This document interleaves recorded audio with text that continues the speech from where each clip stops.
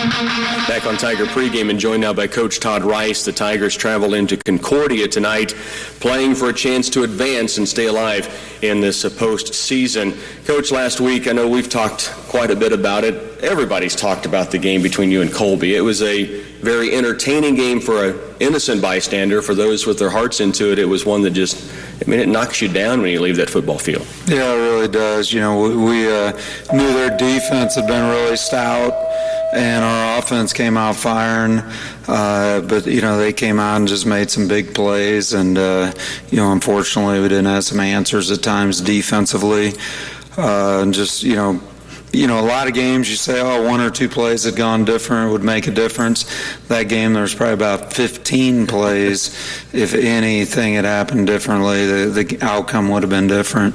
Let's talk about your offense to begin, because it was special. The 84-yard pass play, Cade Wallace to Balin Brumfield. I know we did the locker room show earlier this week, and I mentioned they underestimate Brumfield's speed, and they did it again, it seemed like to me. He just broke away once he caught that pass. He did. He's deceptively fast. He's a long strider, and when he gets up to speed, he is tough to chase down. And just the throw on that, the protection, everything was just synced up really well.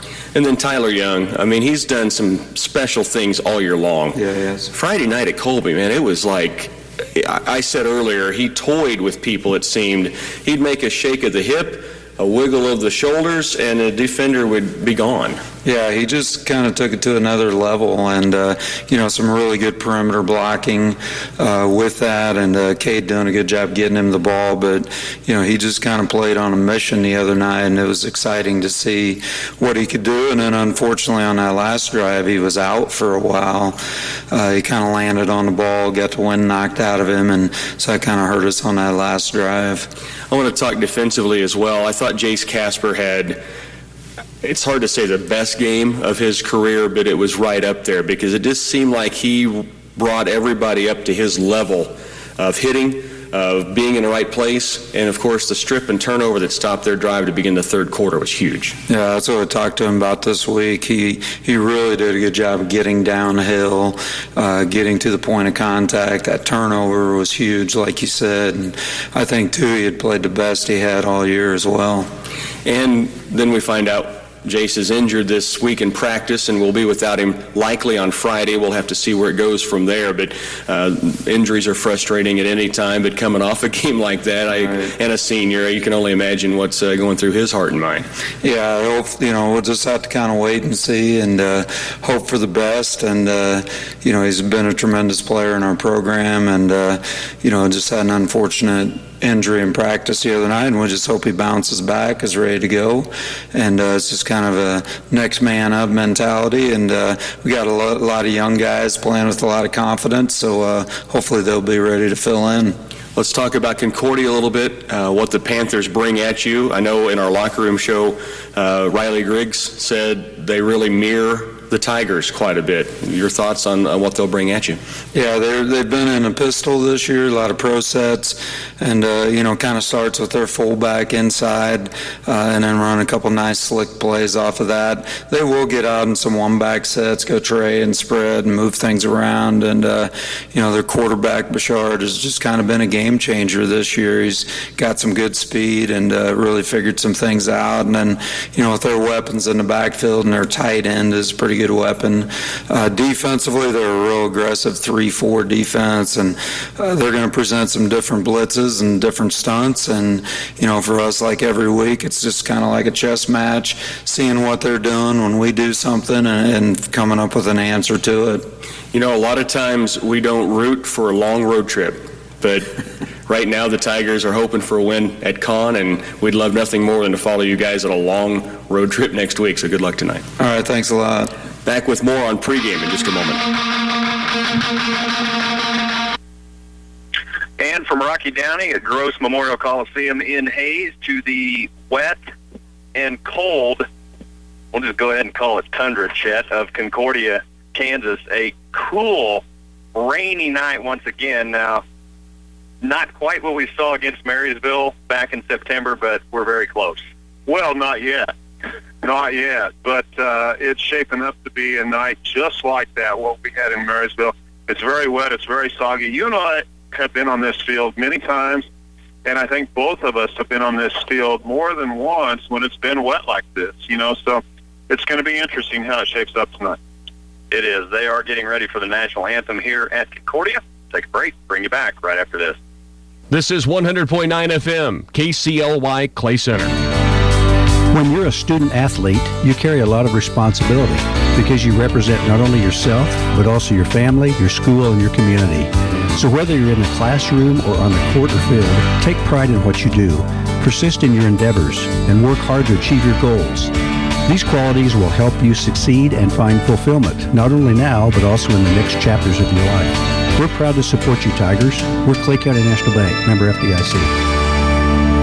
Knowing that we'll be fine tomorrow gives us great peace of mind today. That's why it's so important to ensure your future and your family's. State Farm can help you do it, thanks to their financial services and agents who can personally advise you on which plans better suit you. Continue enjoying your lifestyle, invest in your business or yourself, and ensure your children's education. Get to a better state. Call David Borgerding at 632-5642 or visit him at 428 Lincoln Avenue in Clay Center. Football season is the favorite time of year for the guys at B&D Sandblasting and Painting. They specialize in sandblasting stock trailers, hay trailers, and semi-grain trailers. They can make your old trailer look like new and maintain its function and value with their high-quality primer and paint. B&D are also experts at installing seamless guttering on your home or business. When their work is done, you can bet they'll be at the football game supporting the Tigers. Give B&D Sandblasting and Painting a call at 632-0696. Back at Concordia, Phil Casper along with Chet Carlson, Dr. Stat Kerry Carlson with us. Rocky Downing is in Hayes. When Axtell gets ready to go at 7:30, we'll keep you posted on that. Again, Concordia did win the toss. Looks like they did defer, Chet, so they're going to make Clay Center come out and show that they can handle the ball in these conditions. I'm okay with that. We'll take it either way. When we have a wet, rainy condition, a little bit of a wet field, typically, if you have a choice, you're going to come out on defense first. But also, I like the opportunity to get your offense going, and that's where we're going to take what we're dealt with. And one thing is, the field under our offense will never be as good as it is right now. It'll just get worse all night long. That's exactly right, so I don't mind it either. Well, Chet, let's just get this out of the way right now. I stepped aside when my son came into high school and let you guys do this, so I didn't have to call his games. He is out tonight. Get this out of the way right now with a knee injury, and his season is probably over. So the Freak, 66, is on the sidelines. He's going to be replaced, I think, by Holden Heigl on offensive tackle and Gavin Siebold in that middle linebacker spot. Well, you and I have done a lot of games. You did a lot of games when I had kids up here. You did a lot of games when Rocky had a kid up here. Now I'm going to carry you through this game. I appreciate it. On Jace's final senior year, even though he's in jeans on the sideline. Still here, still with the team, and gosh knows his dad's going to miss him tonight for sure. Concordia set to kick off. T-Money, Tyler Young with that big 230-yard game last week at Colby. Back deep, the kickoff from Logan Higbee, up, end over end. They are going to kick to Tyler. Tyler takes it at about the 10, midfield, and now slips and loses his footing. Boy, he had a cut, Chet. He saw something there at about the 30-yard line and just lost his footing. He went up the left hash mark of the field, and as he was going, he planted his right foot, and as he planted his right foot, it just went totally out from under him already, and he went down. Somebody's going to get credited with that tackle. Absolutely. Make the tackle. Clay Center comes out quickly in offense. That is Garrett Craig. It looks like at left tackle for Jace Casper. Otherwise, your starting lineup is going to look just the same as it always does. Actually, that's not right. Let me get you this in just a minute. We'll get a look. Cade Wallace goes under center. Gabe Ware in the back. Motion Ty Young. Wallace is going to pull it and keep it. He's going to pull his way ahead. He'll get a couple. And it looks to me like Garrett Craig is going to be at right tackle right next to Parker Folks. So that is Garrett that will replace Jace. Other side will be the same. That's Jacob Blackburn, Dylan Carlson on the other side. McCade Milius is your center. Brady Milliken goes wide right. Balin Brumfield to the left. Wallace under center, single back, in motion. Oh, and now offside goes Concordia, and I love that. We've seen Clay Center do this a lot of times. They will get up there. Wallace will start his cadence and then come up. Right. out of center, and he drew Concordia offside. Oh, absolutely. And, Kate got three yards on that first keeper, so we were looking at 2nd and 7. Now we're looking at 2nd and 2. Nice job by the Tigers that time. We've seen them do that a lot. They'll get up there, and then they will reset the offense, and Concordia jumps. So now 2nd and 2, ball placed at about the 37. Wallace under center, same formation. Left side to Ware. This time he does hand off to Gabe Ware. He'll drag a couple of tacklers ahead. He needed 2. He got about 4. 1st and 10, Clay Center. Yeah, we're going to move the chains already, and that's what you want to do in this first. We want to take control of the ball. We want to control the clock. We want to control the field, and the offense just moved the chains in their first chance. We've watched Clay Center all year long. Now quickly up to the huddle. Kate barks it out again. Tries drawing Concordia. Just about had him again. Instead, he'll come up out of center. Ball now placed at about the 43 of Clay Center. Back under center. 2 splits. 1 left, 1 right. Left side Ware. Wallace is going to keep it. He'll fall ahead for a couple. Maybe a yard. We'll give him 2. Good pickup by Cade. He kept the ball there himself. We're going to give him 2 yards on that play. We're going to call it 2nd and 8 now going. So 2nd and 8 now. Wallace will go back under center. Double wing. Brumfield tight right. Split left is Milligan. I believe that's Milligan. Wallace comes back up. This time Concordia doesn't jump. Cade will reset under center. Gabe Ware the lone back. In motion, Adam Ebert. Wallace hands off to Ware up the middle. Pulls his way ahead again. I love what I'm seeing out of the Tigers, Chet. That's about a 6 or 7 yard gain. It's going to be 3rd and a long one. Yeah, it's going to be very, very short. That was a big push by Ware up the middle, and like you say, 3rd and 1. Now quickly, Wallace under center. He's going to sneak it. He needed a long 1, and he got a long 3. So 1st and 10, and now Clay Center is into Concordia territory, and I love what I'm seeing out of the Tigers. Oh, absolutely. Now, we still have 46 yards to go to the goal line, but I like what I'm seeing out of the Tigers, too. We have moved the chains twice, picked up 2 first downs, and the Tiger offense is trying to find themselves a little bit, get a little bit of rhythm going, and here we are with the new first down. Nice sustained drive here to open things up. Concordia gambled. Right now, Clay Center making a pay. Wallace under center, double wing. Milliken split left side to Ware. Wallace goes ahead, pulls it. Now a flag is going to come in. That's probably a false start on Clay Center, and it is. So the first miscue of the night from the Tigers will back them up 5 yards right at the 50. And, there's only been one penalty against each team so far, and it's early in the game. We're barely 2.5 minutes into this game. They're both 5-yard variety type penalties, but now we're looking at 1st and 15 for the Tigers from about the 49-yard line. Put them back into Tiger territory. Ball spotted at the 49. Milliken comes right. Brumfield will go tight left. Wallace getting the signals from the sidelines. Now sets his offense. Gabe Ware, the single back. Left wing is Ebert. Right wing Young. In motion is Young. Right to left. Handoff. Left side, Gabe Ware. A little bit of room. Bowling his way ahead. He's going to get all the penalty yards back plus 1. Nice job that time by Gabe Ware. We talked about Gabe a little bit with some of the Concordia radio guys, and both of us agree that Gabe is the guy that would rather lower his shoulder and run you down than try to put a move on you. And I'm not sure Gabe has any moves. Gabe's not going to try to go around you. He's going to try to go through you. He picked up 6 yards on that play. Now we're looking at 2nd and 9. We got back the penalty yardage. Now we need to have another good play on 2nd down to make it a doable 3rd down. 2nd and 9. Ball spotted right on the 35. Wallace under center. Milliken split right. Brumfield tight left. Left side handoff to Ware. Wallace does hand it off, and he's going to be stuffed right at the line of scrimmage and no gain. Good job that time by the Concordia defense of just shutting that gap off, and it's going to be 3rd and 9. Sometimes when we're up here in the press box, it's hard to tell what the rain's still doing, but there's rain pulled up down on the track, and you can really see that it's hitting pretty hard out there. So rain is still coming down here, and that could affect. We're looking at 3rd and very long, 9.5. I did watch Wallace warming up a little bit. He was throwing the ball very well to Brumfield and Milliken and Lane Libby and Cale Thrulow and not having much of a problem. So let's see what he does on 3rd and 9 from the 45. Wallace, left side. He's going to keep it option. Right side, that's Hunter Mullen. He's trying to get outside. Good block by T. Young. Mullen's going to be forced out. at about the 36 of Concordia. He is going to be probably a yard short. Less Than a yard.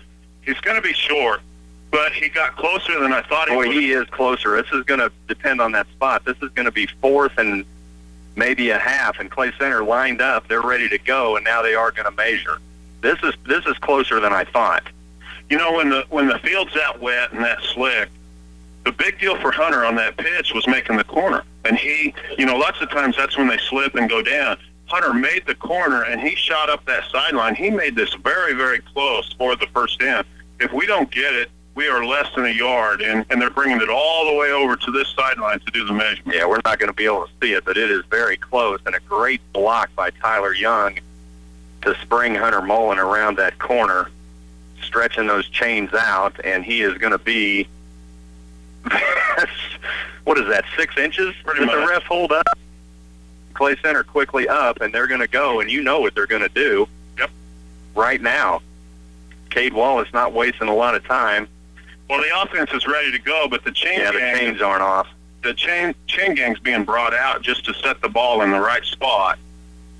Well, that's a good job by the officials. They're going to spot that thing right, so Clay Center has to back up, and as soon as those chains move, and here they come, and they want to get up to the line of scrimmage, they'll hold for a minute, but 4th and I mean, it is literally about a half a foot. So Wallace now will look to the sidelines. They're huddled up about, a loose huddle. I'm not sure I'd call that a huddle. In fact, I'd yell at some 4th graders if they huddled up like that, but a very loose huddle. Now here comes the Tiger offense. Well, they know what they're doing. They're ready to go. Split left is Milliken. Ware, the single back. Wallace looking to the sidelines to Coach Mark Henry. Now has his play ready to go. Concordia has the middle stacked up. Wallace barking out signals, tries to get him to jump. Concordia holds their ground. Wallace will reset. Now he's going to quarterback sneak it. He'll get it easily.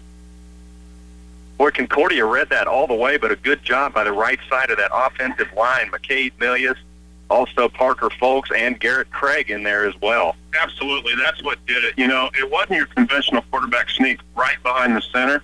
Cade pulled up, he pulled back, and he went for that. Tried to read it. He went for that. Where he ended up going was outside of even the A-gap, because there was a little hole that opened up there, and he got about a yard and a half on that play. He needed 6 inches, and we moved the chains once again. Well, I'm used to watching that right tackle, so my eye was on Garrett Craig. He did a good job that time. Handoff now to Gabe Ware, and he's going to be stuffed again. And I tell you what, Gabe Ware doesn't have anything right now.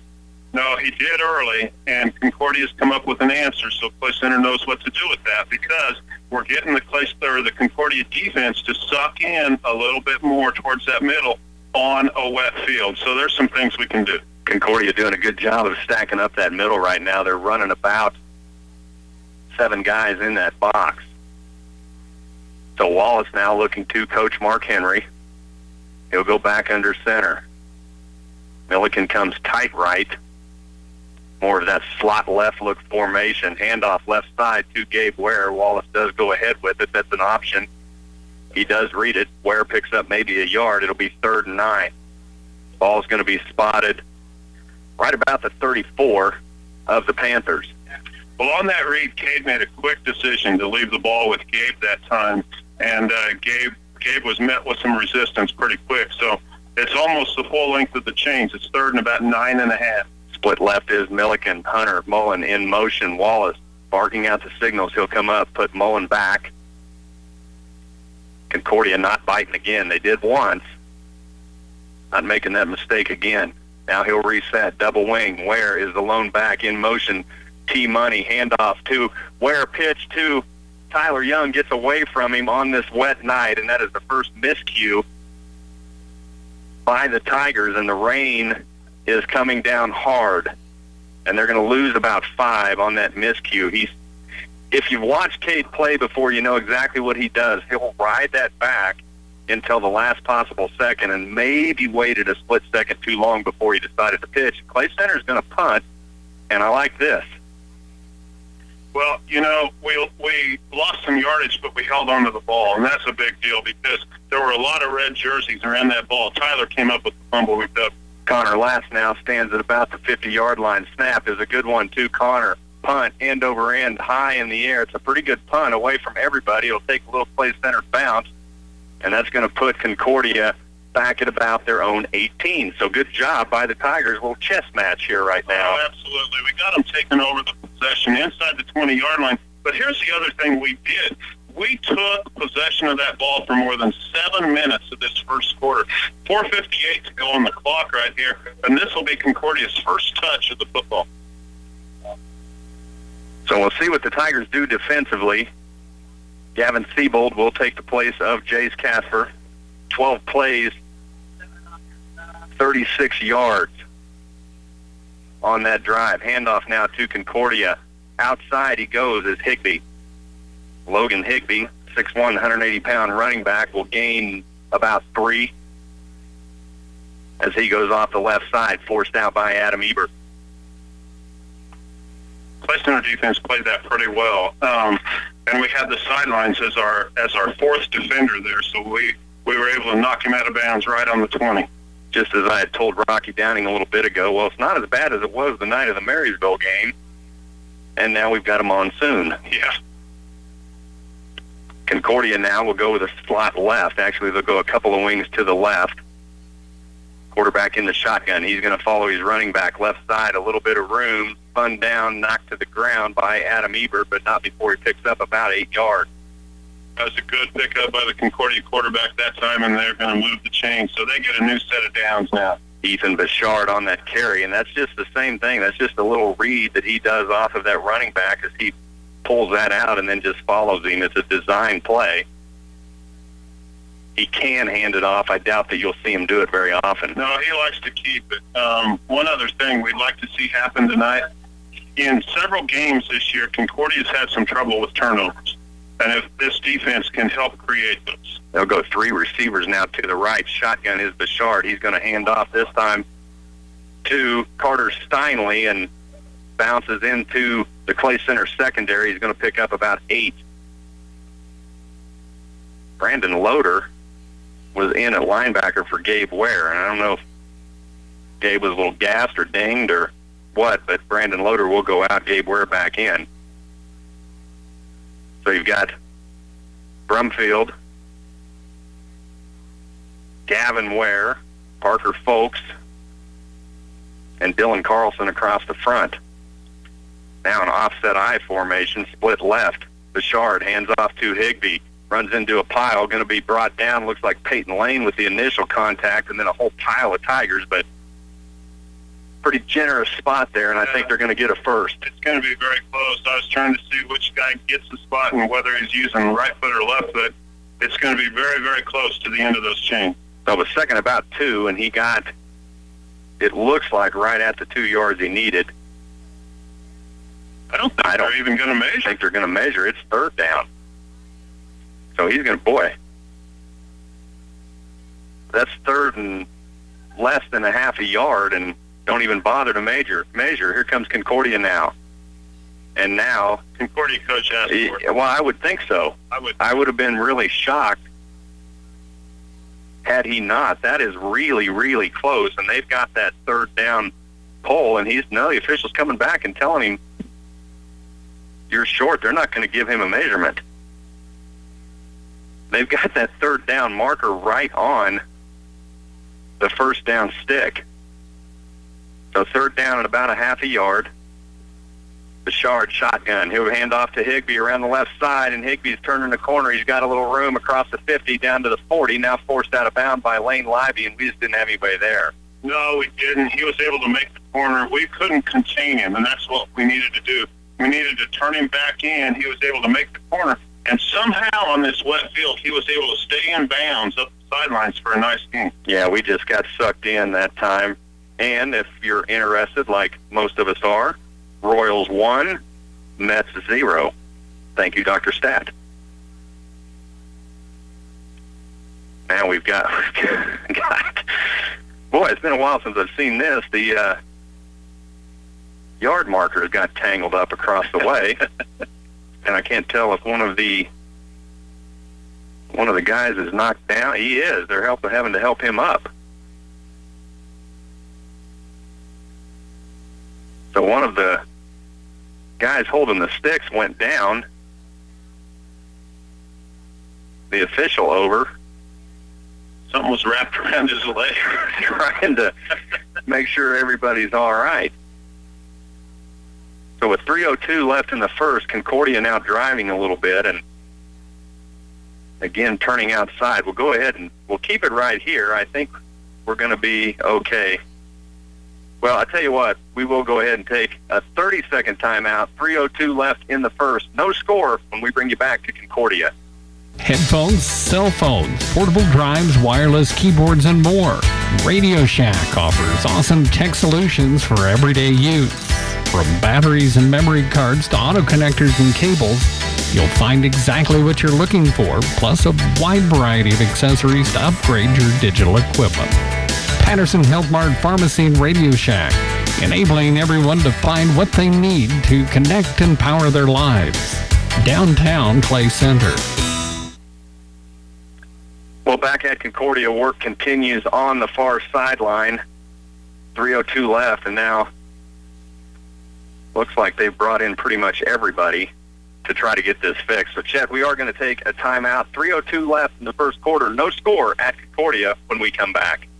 It's time for Tiger football. I'm sure the coaching staff has put together a solid game plan for tonight's game. Have you thought about your insurance game plan? Hi, Tiger fans. This is Jim Gearhan with Farmers Union Insurance. We can customize insurance plans from everything from cars, trucks, and combines to houses, boats, and businesses. We can even insure your retirement. Stop by and see me, Jim Gearhan, at 426 Lincoln Avenue in downtown Clay Center, a proud supporter of Tiger Athletics. A message from Geisler Roofing and Home Improvement in Concordia. Brutal winter days will be here sooner than you think. Is your home properly insulated to keep the cold outside and keep your energy bills affordable? If not, Geisler Roofing offers several different solutions, including spray foam insulation. At Geisler Roofing and Home Improvement, we've got you covered. Geisler Roofing and Home Improvement, we've got you covered. Back at Concordia, ready to play. We do have an injury to one of the sideline markers, and we hope he's okay. They do have medical personnel over there. So Concordia, 1st and 10, ball at 35, to Bayshard. He's going to follow his back right through. He's going to be met by Gavin Ware, and he is dragging a pile. And what are they doing? I've never seen that. I've never seen that. They literally had a rugby scrum that was going nowhere, and the officials finally whistle it dead. He's going to pick up 4. I mean, literally, in the last 20 years of football, I've not seen them let a play extend beyond that like that. But basically what happened was, I mean, Concordia's moved the ball, 30, 45 yards in this possession in about 2 minutes of play. We met him at the line of scrimmage. We had him stopped for 10 seconds, and then he picks up 4 more yards. Bouchard goes back. He's about 2 yards behind the center in a shotgun. 2 backs behind him. Handoff left side to Higbee. Higbee in the pile. Same thing. A whole pile of players. He's going to pick up maybe a yard. That'll bring up 3rd and about 5. Well, what we need to do is tackle. You know, we just got to put him on the ground, and we don't have to worry about an extended play like that. We'll say 3rd and 4 now with 1:45. It'll be interesting to see what happens with this field, especially, you know, this entire game almost is taking place between the hash marks again, like oftentimes happens in these wetter games. And so far, I mean, it's early. We're getting towards the end of the first quarter, but the middle of the field's holding up okay so far. Bayshard shotgun, single back behind him, right side. He's going to follow his back. Now he's going to get outside. He's got a little bit of room. Nice tackle in the open field by Peyton Lane.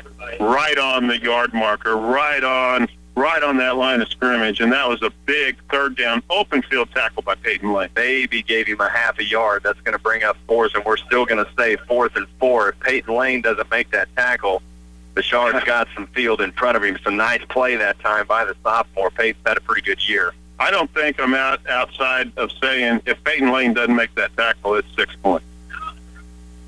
So 4th down and about 4. They're going to go 2 split, 1 left, 1 right. 2 backs, offset eye. Bouchard in the shotgun.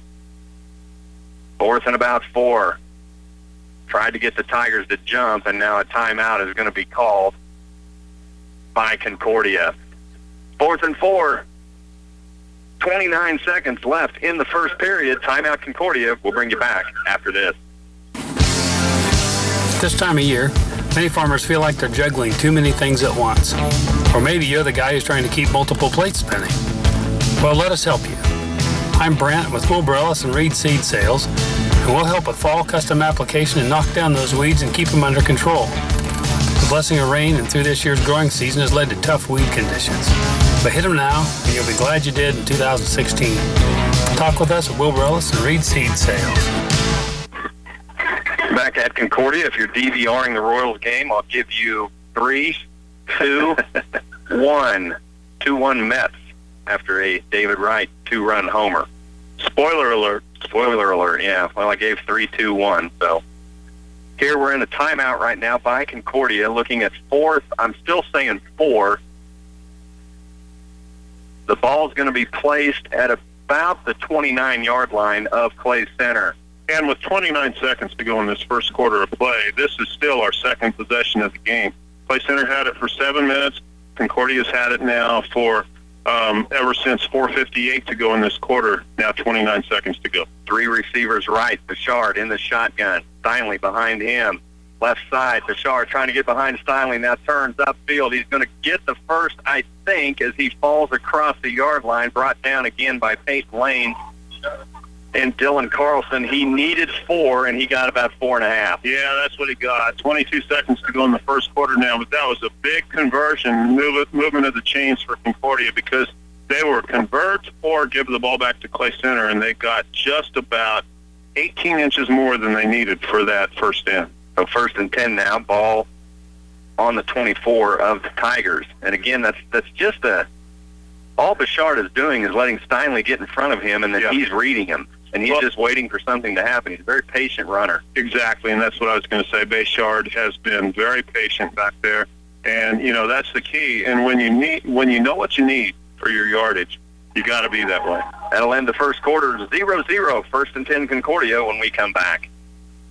Hey folks, Bill Rice from the Green Team. We have a really good selection of Dodge Journeys, and these are great vehicles with some huge savings right now. For example, a 2015 Dodge Journey Crossroads, and you can save $6,805 on this thing. It's 7-passenger seating, great for trips. I think you're going to like it. So come on and check it out at the Green Team, 802 West Crawford in Clay Center. Or check us out on the web at greenteamcars.com. A big harvest means lower profits, right? Not necessarily for farmers who market their grain through Central Valley Ag. Really, that's favorable for our break-even. CVA's ProEdge grain sales manager, Luke Beckman, says knowing your break-even is the key to maximum profit. What do our margins look like? What does a profitable sale look like? Maximize your grain profits. Contact your nearest Central Valley Ag. They'll put you in touch with your personal ProEdge risk management consultant. Central Valley Ag, where the customer comes first.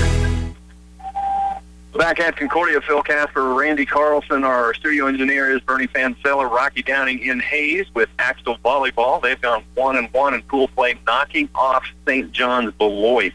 That is huge. Number 1 seed. They'll go again. Rocky thought about 7:45 they'd be ready, so we may make halftime and then get you some Axtell Volleyball. Kerry Carlson, Dr. Stat also with us. Concordia with a fresh set it down. In Tiger territory, 25-yard line. Bouchard, he'll stay shotgun. Steinley behind him. 2 receivers left. Handoff right side. Steinley, and he's going to be met at the line of scrimmage that time by Gabe Ware. He'll still fall forward for 1, maybe 2 yards. By Gabe Ware. Rain continues to steadily fall. More steadily than it was for the hour before the game when we were here. It definitely picked up in the middle of that first quarter. They start at break huddle. He'll send 2 receivers right, 1 left. Single back is Steinley. Bayshard in the gun. He'll follow Steinley on the right side. Now trying to get around the edge. He's got a little bit of room, and Ethan Bouchard is going to be gone.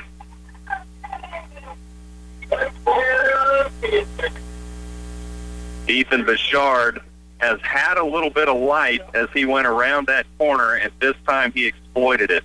Well, he made the corner. That's the first thing, and he made a good cut. He didn't lose his footing at all.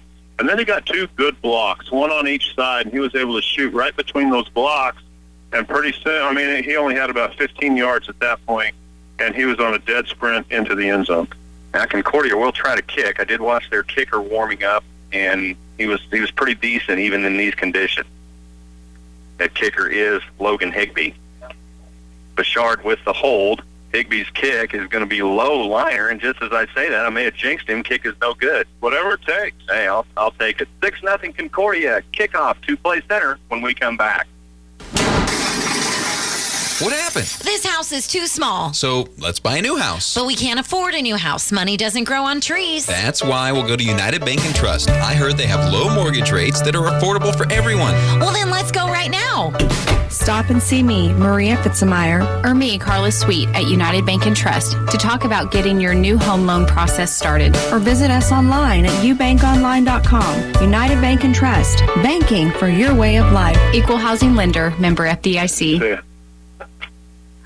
Well, Ethan Bouchard around the right end gives Concordia a 6-0 lead. Kick was a low liner, kind of a miss kick, and Concordia with an early 6-0 lead. Bouchard had exploited that outside a couple of times. Clay Center able to correct themselves, but as Chet alluded to, a couple of pretty good blocks sealed that, and then Bouchard able to cut back in and walk into the end zone. So Concordia with the early lead. Now Clay Center will get it back. Tyler Young back deep. Well, and again, that's two possessions in this game. Clay Center had the ball for 7 minutes, and now Concordia's had the ball for not quite 5 minutes, actually not quite 6 minutes, and they went 80 yards or just over 80 yards and finally got into the end zone. So now Clay Center, and we're almost a minute into the second quarter, getting their second possession. Higbee this time with a miss, and that's going to be covered up. Good job that time by Anthony Inniking, falling on that ball. And Inniking's been pretty good this year. He's seen limited play, but when he's on the field, you certainly know he's there. Oh, Anthony's just an athlete, and what we already knew that, and what really proved it was that Colby last week, that 2-point conversion. What a catch in the corner of the end zone for there. Begin their drive first and 10 from their own 30-yard. So Clay Center's going to have it at about the 30. We'll call it the 29 when they put that ball down. Lane Libby will split left. I think that's Milliken on the right. Again, the rain right into our window here in Concordia. Wallace under center, Ware the back, in motion. Tyler Young, left side, goes Wallace, off tackle. He'll keep it into a pile in the middle. He's going to pick up about 4. Good read that time by Cade Wallace. And I tell you, Chad, I've said it all year, Cade Wallace reads that option as well as any quarterback we've had. Oh, he does, and he's really gotten good at that. And, Cade's smart. Cade is heady. He sees the field, he sees the game, and he understands the game. So that time he left the ball in the belly for a little while, pulled it out, and he had his pitch guy, but he saw a little seam, and he kept the ball, picked up 4 yards. Well, and they missed the pitch the last time they did it, and I'm sure he's thinking of that. He wants to be sure of himself. Wallace gets it from Henry under center. In motion, Tyler Young, left to right, handoff Ware, left side off tackle, Bulls his way, and they're just shutting down Gabe Ware. He's going to pick up a yard that's going to bring up 3rd and 5. Well, they're shutting Gabe Ware down right now. They weren't shutting him down on those first 2 movements of the chains in the early part of the first quarter. So that's okay, because when they sell out to shut down one thing, they open up something else, and so we just need to adapt to that and keep moving the chain. So it's 3rd and about 5 for the Tigers. Concordia in that 5-2 look, and that front 5 at Concordia is pretty big and pretty good. This time they'll spread it a little bit as Clay Center will send 2 receivers, one right, one left. Milliken right, Libby left. Wallace under center. Right side pitch to Adam Ebert. Ebert cutting back, and he is going to be absolutely drilled. That's one of the first times we've seen Adam Ebert out there when in what I thought was an open field. He's making the corner, and he's right at the line of scrimmage on the far right side, And he started to do his Adam Ebert run where I thought, oh, he's going to pick up 15 yards here, and he just got smoked by somebody. Well, it was Colby Trost out of that linebacker position, and everybody missed him. Yeah. I mean, he came in on a bullet and lit Adam Ebert's fire. So 4th and about 5 now. We'll see Connor last again. Connor has been really good. Snap to Connor, gets it off, kind of a little squib punt, but that's going to take a Clay Center bounce right into the arms of Higbee. Higbee trying to get a little room. He's got a little bit, and all of a sudden Lane Libby's there, and we'll get you another number of the initial contact. Lane Libby cleaned it up. We'll give, I think that's Levi Fitzenmeyer and Parker Folks, of course. I should have known. 35-yard punt in these conditions from Connor Last. He's done a good job this year. Connor got a pretty good punt away, and it took a good bounce for Clay Center. It shot backwards, but then it bounced once right up in the hands of the Concordia receiver. So he takes it at the 31-yard line. We had no coverage downfield yet. He gets up to the 40, but then he got drilled by about 3 Tigers, as you say there. 39. Bouchard now. 3 receivers to the right, single back. Bouchard in the gun, drops the ball, and he drops to a knee. And they don't whistle it dead. He went to a knee to pick that ball up, and now a flag is thrown as Bouchard is tackled. That should have been a dead ball. You're right. That snap came low, and Bouchard dropped it and went to a knee to pick it up. I agree with you. And now holding is, an illegal block is going to be called on Concordia. So really doesn't matter, but should have been a dead ball to begin with. Well, it should have, and it would have been better off for Concordia if that. Absolutely, and Dr. Stat is saying, don't take it. If they would have called him, and then there you go.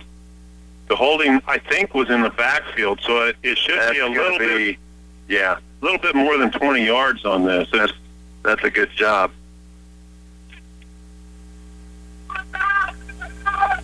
So everybody thought he went down to a knee, but a nice break for Clay Center when the official doesn't see it. That's going to bring up 1st and about 20.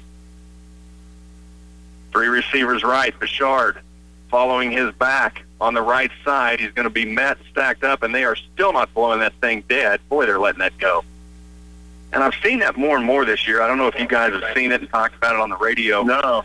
I've seen officials that will allow that to go a little bit. The issue I have with that is an injury waiting to happen. Oh, it really is. It really is. Now, the Tigers have an opportunity to get a stop here. You know, we've punted twice, and here we have Concordia back on their heels. It's 2nd and still very, very long. They picked up decent yardage that time. It's still, I'm going to call it 2nd and, 16, 17? Looks about it. They'll give it kind of a slot right look with a split receiver. 2nd, we'll call it about 17. Shotgun is Bouchard. We haven't seen him throw yet. He can, and now flag. Should be. And that should be on Concordia. And it is. False start. Good job by Dr. Stat all over that call. Illegal procedure, false start, call against the Panthers.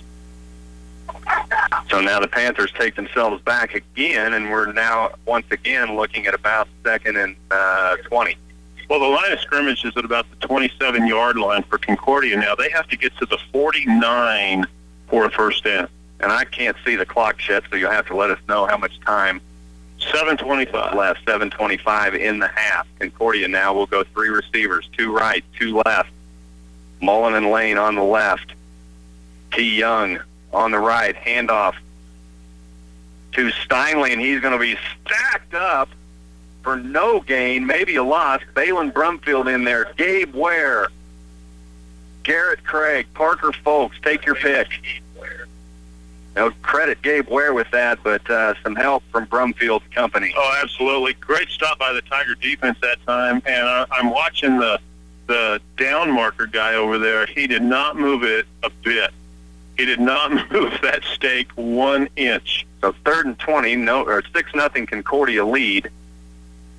That ball is about the 28 of the Panthers. So Clay Center looking for a big stop. Offset I formation, man in motion, left to right.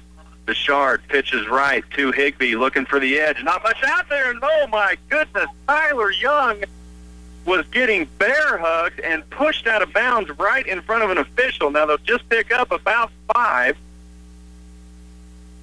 Wow. Jeez. Well, a couple of things Tyler was wanting to do out there was he wanted to have contain.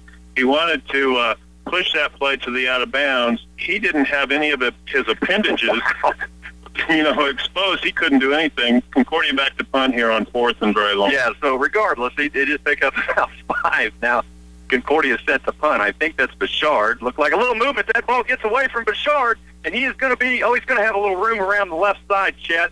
He's got one man, another block, and Nate Livey. And they called the penalty, They too. called the block in the back that Dr. Stat and Randy were pointing at, but Nate Livey with a huge open field tackle.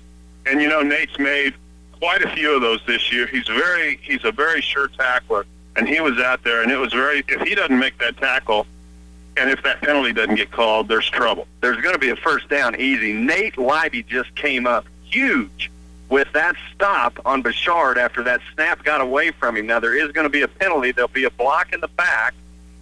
We won't be taking that. And we won't take it. So Clay Center is going to be in pretty good shape right now. What a play by Nate Livey. And they are going to decline it, and it will be 1st and 10, Clay Center, and they are well within Panther territory. We'll see where they spot that ball. About the 35, it looks like. Well, let's go back to the snap. First of all, we have Bouchard back there to field the snap for the punt. And it's over his head. He just gets a finger on it to, slow it down so it didn't go, sailing over his head. It just kind of fell on the ground next to him. We had 3 guys right there, but all of a sudden he was outside of everybody. I like this look, slot left look for the Tigers. That's Brumfield and Young. Handoff to Gabe Ware. He's got a little room this time. He's going to pull his way ahead for about 6 yards.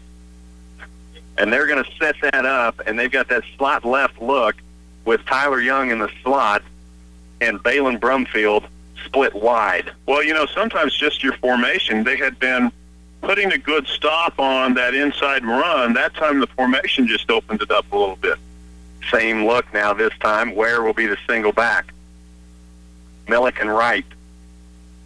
Slot left is Young and Brumfield. Handoff this time to Ware. Cade Livey gets handled. Doesn't have the ball. That tells you what kind of player he is.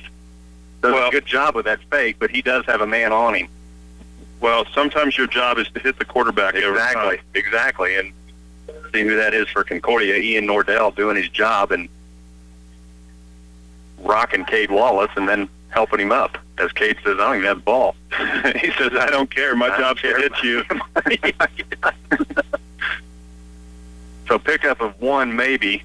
3rd and 5. Wallace under center, barking out signals. Mullen in motion. Wallace riding where he wanted to pull it. I just don't think he could. No. So Ware ends up with it. He'll fall ahead for about a yard. It's going to be 4th and about 4. 6-0 Panthers. We're in the second. Well, those first 3 downs clicked by on us pretty quick, and we still have a long ways to go for the first down on this wet field and this really hard, rainy condition. 4th and 4 to go, but it's not a punt situation at all for the Tigers.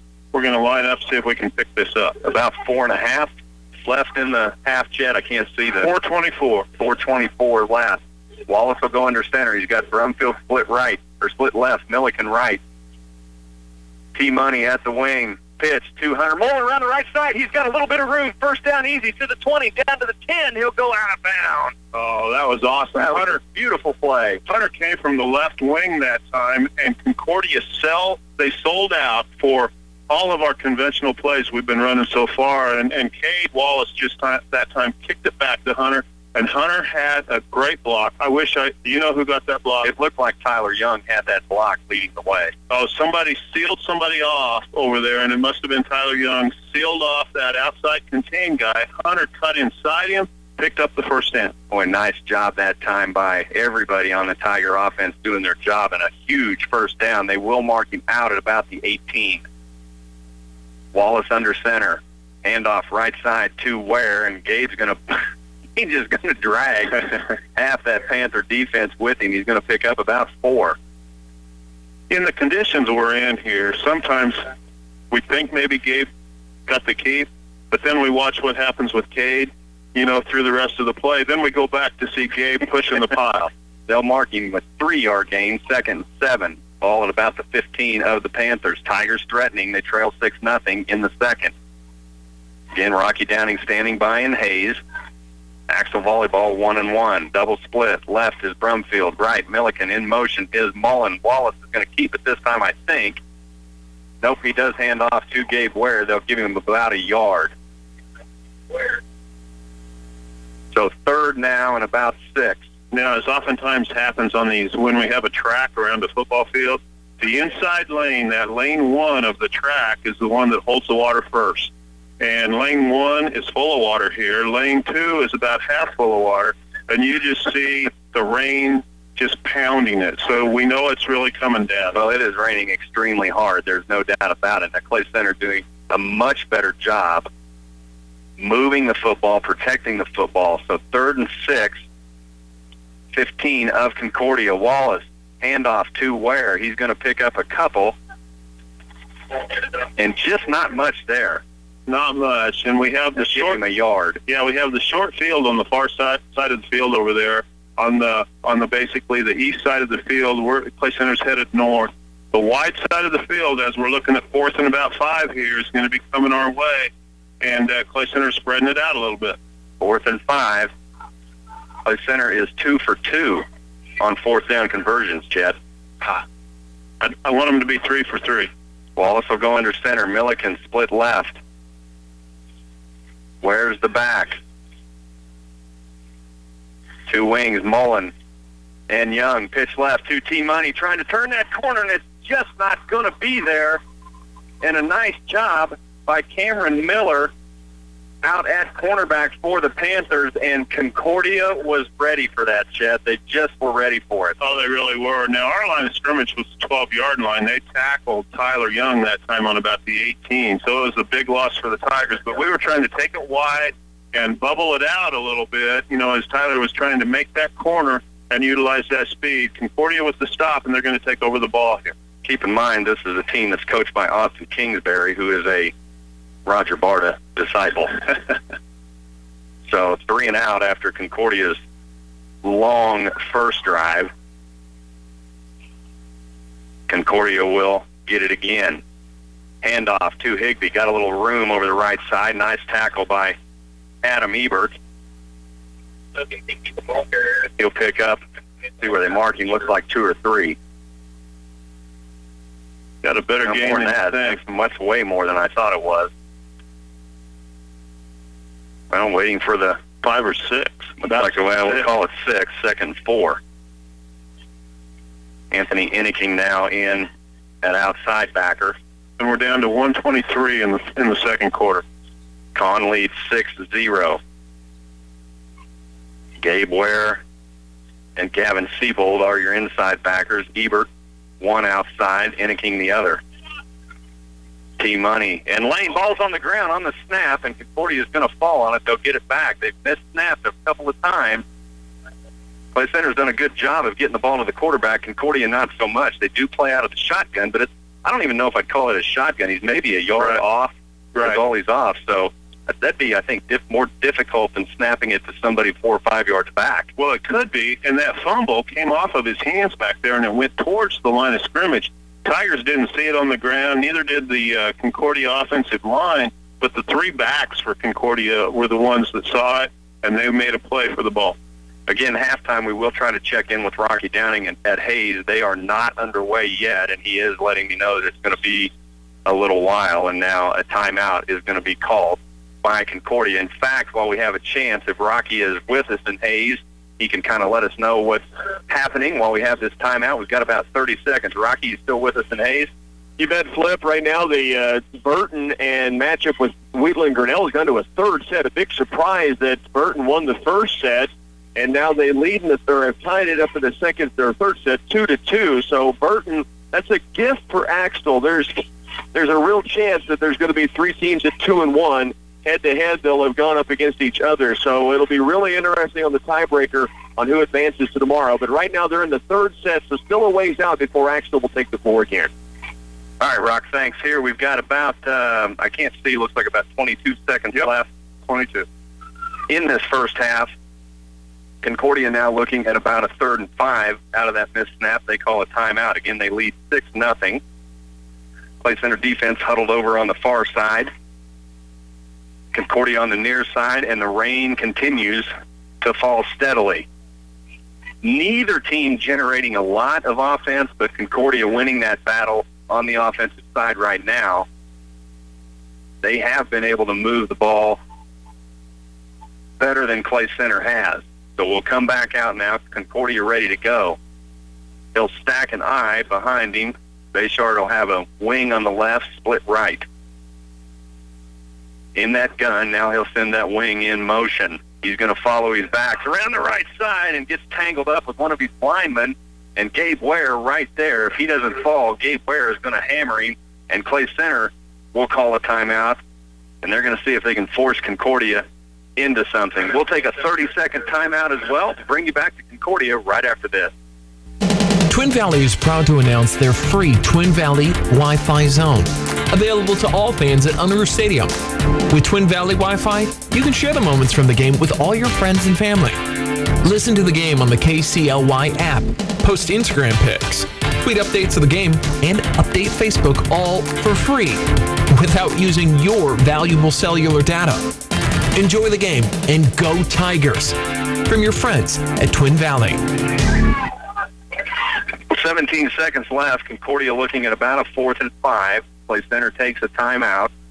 They trail 6-0. That ball is going to be on about the 24-yard line of the Panthers. On that last play, I got to give Dylan Carlson some props, too. I mean, Bouchard got his feet a little bit tangled up with somebody back there, but Dylan Carlson was in there to help cause that to happen. And I'm not sure it would have happened if Dylan wouldn't have had the pursuit he had into that backfield. And I'm going to actually, he needs to give credit for that tackle because he was all over that thing. Well, I don't have any problem giving Dylan credit. He's been that's a guy that I know you know him like I do. Yeah. He'll maybe say 2 words to you all day. So now Bouchard will line up to punt. Now they mishandled the snap last time. Tyler Young and Hunter Mullen are back deep, trying to draw Clay Center off. Doesn't work, and that's exactly what Concordia was trying to do, is draw the Tigers off. Let's just keep it right here, Chet, as Concordia forced to take a timeout trying to draw the defense off. And Clay Center Tiger defense is not going to fall for that. That's what we do to other people. No, I'm trying to figure out the clock. A while ago there was 22 seconds left. Then on this play, when we didn't go, there were 16 seconds left. Now there's 17 seconds left. Yeah, I've had enough clock issues left over from last week, so I'm not even going to get into that conversation. Clay Center trailing 6-0. Again, Concordia comes out and shows punt. They try to draw Clay Center off. Do they dare? I don't do anything with it here. Clay Center has shown they are having a little trouble moving the ball. I don't think they will. I look for them to punt this. Bouchard, a pretty good punter. He did mishandle the last snap. I don't know. I would not be surprised if they do not punt. Now we'll have Nate Leiby and Brady Milliken on that wide side. Nate Leiby with, what a tackle. Nate the Great.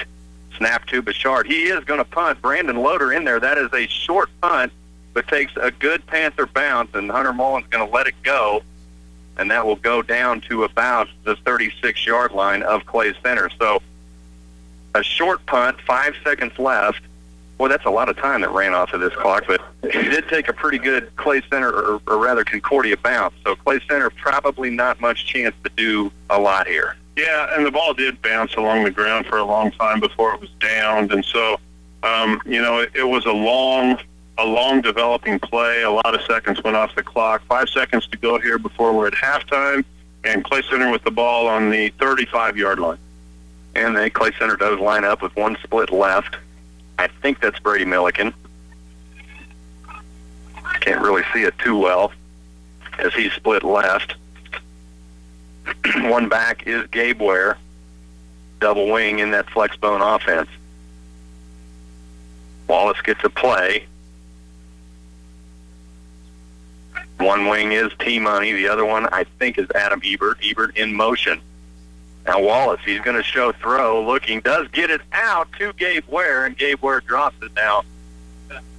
About 3 defenders right there. There's still a second off, so Clay Center will have one more shot. They also have Balin Brumfield that they're sending out from that tight right position. Yeah, and that's what I liked is Balin out there in the conventional tight end position on the right side, outside of the tackle. That time it was a little flare pass out there in the flat to Gabe Ware, not able to handle it. Honestly, if he doesn't take it all the way to the house, we're at halftime anyway, so we have one more play. This time he'll split Brumfield left, Milliken right. Ware at the single back, 1 second. Clay Center will have one more play. Wallace under center. Ebert goes right. He's going to hand it off to Ware. He's going to be stacked up right at the line of scrimmage, and we're headed to halftime. Concordia leads 6-0. We're at halftime in Concordia. We'll bring you back after these.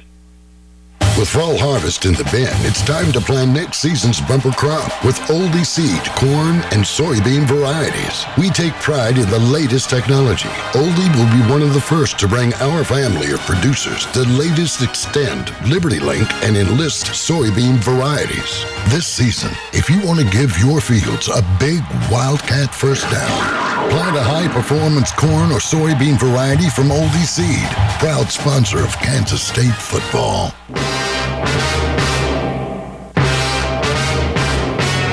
I was straightening shelves in central office when in marched G.I. Joe reporting for duty, sir.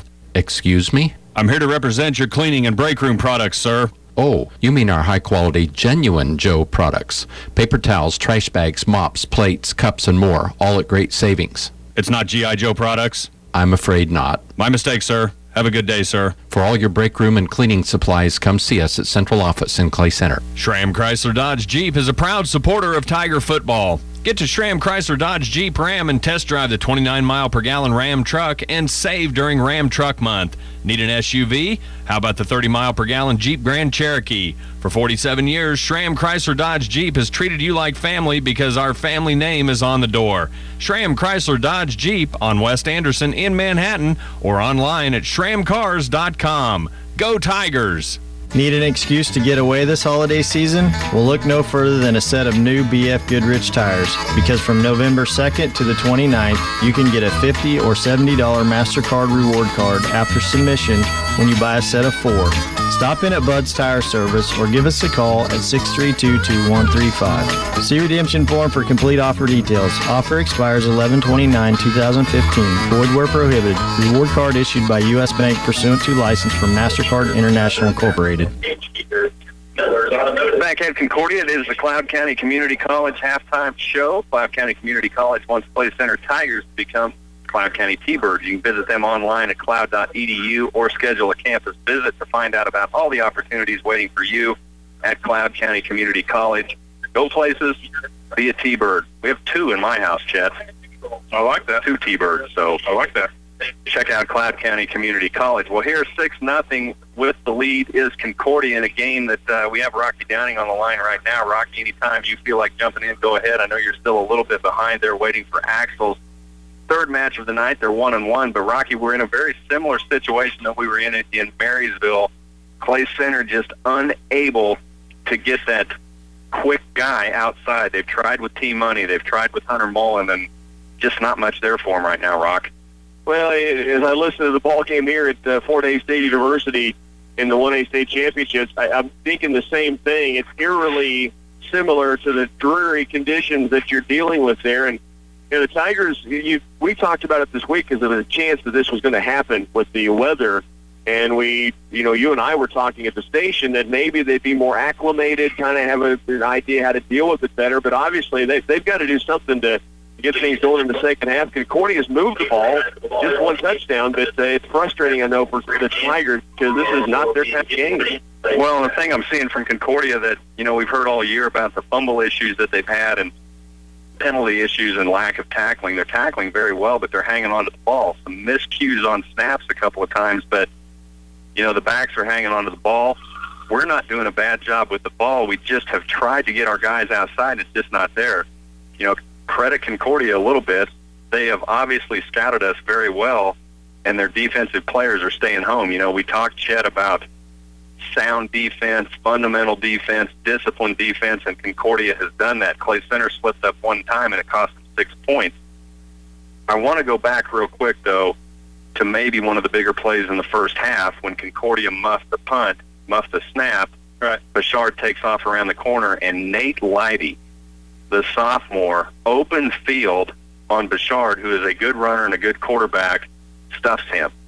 Oh, he made a great tackle. He made a great tackle. That's hard enough to do when he's funneled in to you and you're the guy to make the tackle. But when you're out on an island out there, and if you don't make the tackle, he's going to run for quite a way.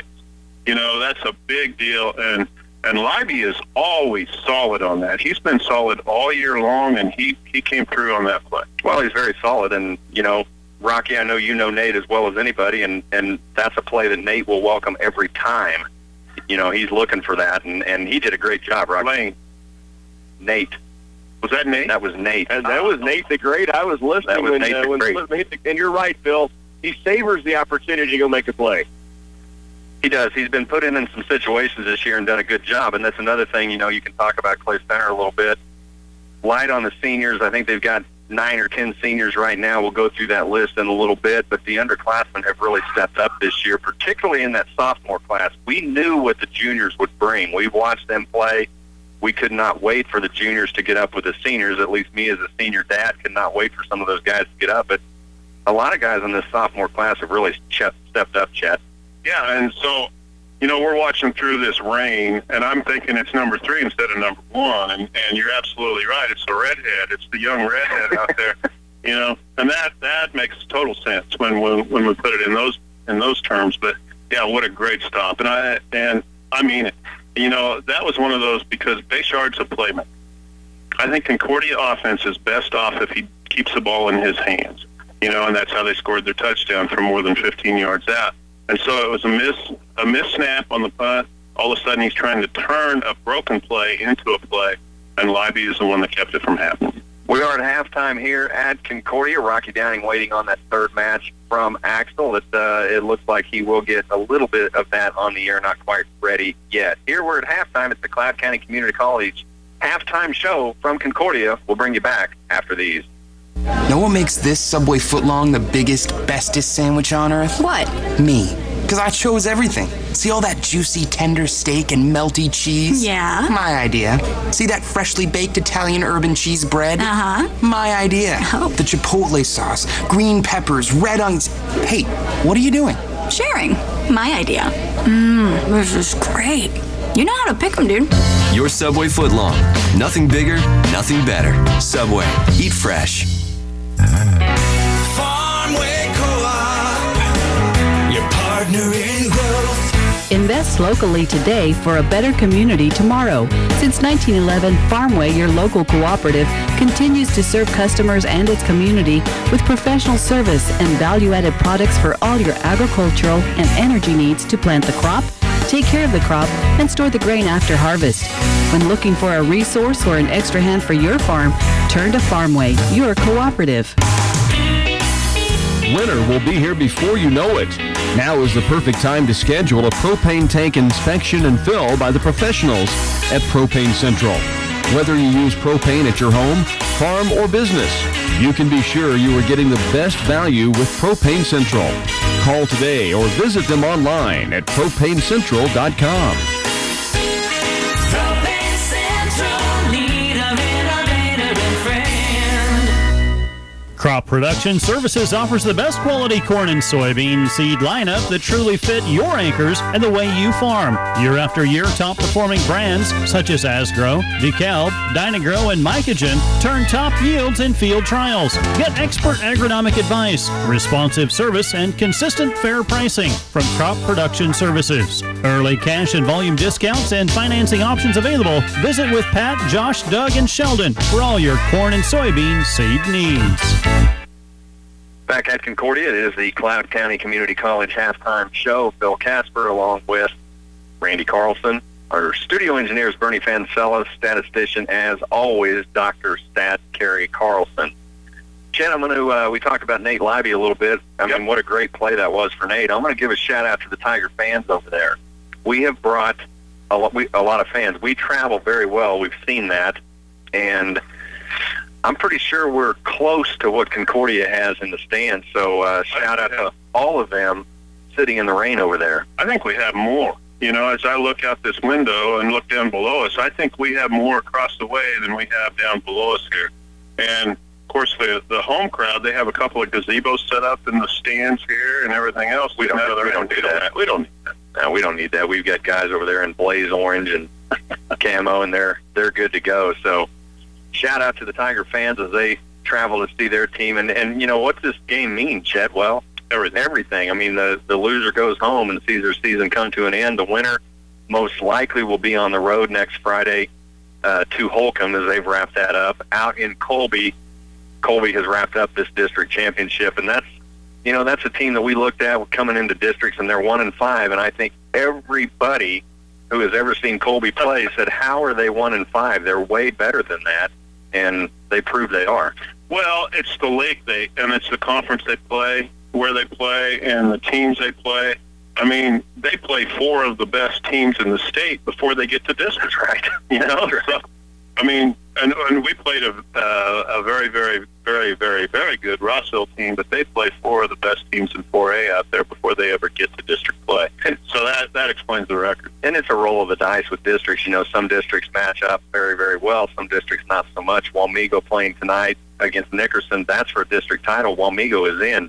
Marysville, I'm going to tell you, Chet, I was on a preseason show about NCKL football, and I said then, in mid-August, I thought Marysville was probably a sleeper team in the NCKL, and they would knock some people off. I knew they would get their first win. Didn't think it would be Clay Center. Right. Didn't think they would be in the playoffs. I've gotten to know their quarterback a little bit over the years, and, you know, he came in for us. If you think back against us when he was a freshman, he was thrown to the wolves. And I know.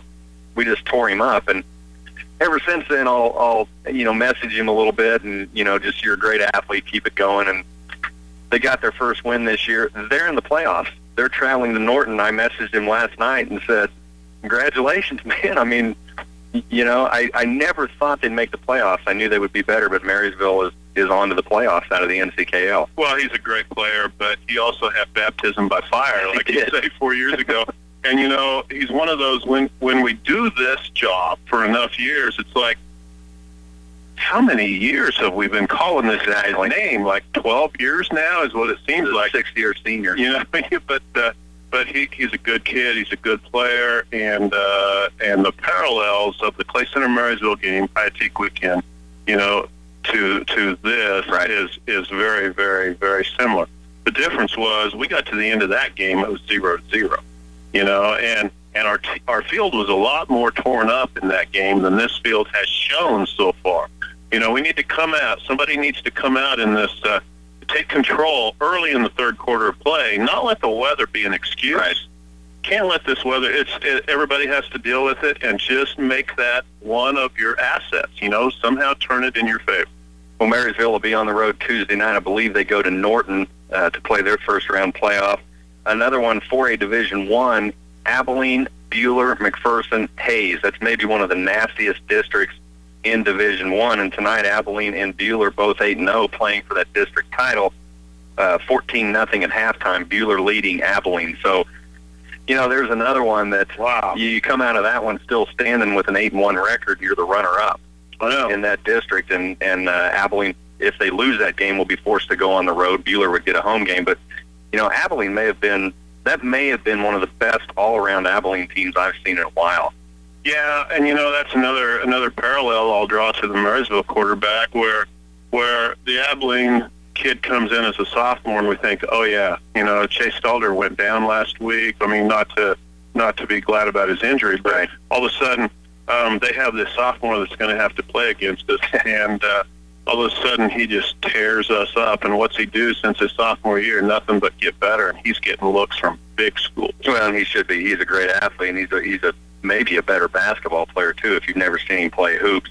8-man, Hanover is in. They've run the table this year. They'll get a home game in their district on Tuesday night. Washington County is 9-0. They will get a home game. Now, they'll play Beloit in 3A in the playoffs. Axtell is also in 8-man Division 2, is on their way to the playoffs. Last night we had an opportunity to go down and watch Wakefield play, and that's a group that we know so well and so much fun, and they saw their season come to an end, 6-3 for the second straight year.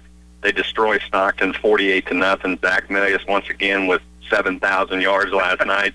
I think he ended up close to 300 again. So, the guy goes 6 games and has about 1,300 yards and 24 touchdowns. So, congratulations to Wakefield. I know it's not what you wanted, but 3 tough injuries over a 3-game period where you need all your guys against Hanover, Rock Hills, and Solomon. You need your A team, and Wakefield didn't have it, unfortunately. 6-3, they're going to see their season come to an end. Well, and, in Clay County, Kansas, and we know those kids well, as you just said, and, they're playing 8-man football. 4 of those kids played in our youth association in town, and you know them extremely well, very close to them, and, it's just fun to have these connections all around the area. And a big shout-out to the Clay Center Tigers who came down to watch that game last night, support their former teammates and friends, and I've had a couple of messages today from Wakefield parents, one from a former player of ours that said it was one of the coolest things he's seen in a long time, and a lot of fun. Now here, Clay Center is back on the field. We're just about 3 to 4 minutes away from second half action. Clay Center trailing Concordia, and the Cloud County Community College halftime show, they trail 6-0. They need this win. The winner moves on. The loser will be done for the year. We'll bring you back to Concordia right after this. If you took a lot of pictures over the summer, print them off, make copies for family and friends, or enlarge your favorites. It's fast and easy with the photo stations at Patterson Health Mart Pharmacy and Radio Shack. You can print from your phone, Facebook, camera memory cards, and USB thumb drives. The helpful staff at Patterson's will be glad to help get you started. Save and share those precious memories. Use the picture stations at Patterson Health Mart Pharmacy and Radio Shack, downtown Clay Center. Todd from Wall's True Value here, and I want to share a comment from a customer. This customer told me, "I don't know what I would do without your store. You really make my life easier." Well, that type of praise is great, but it also makes us aware that we need to live up to a pretty high standard.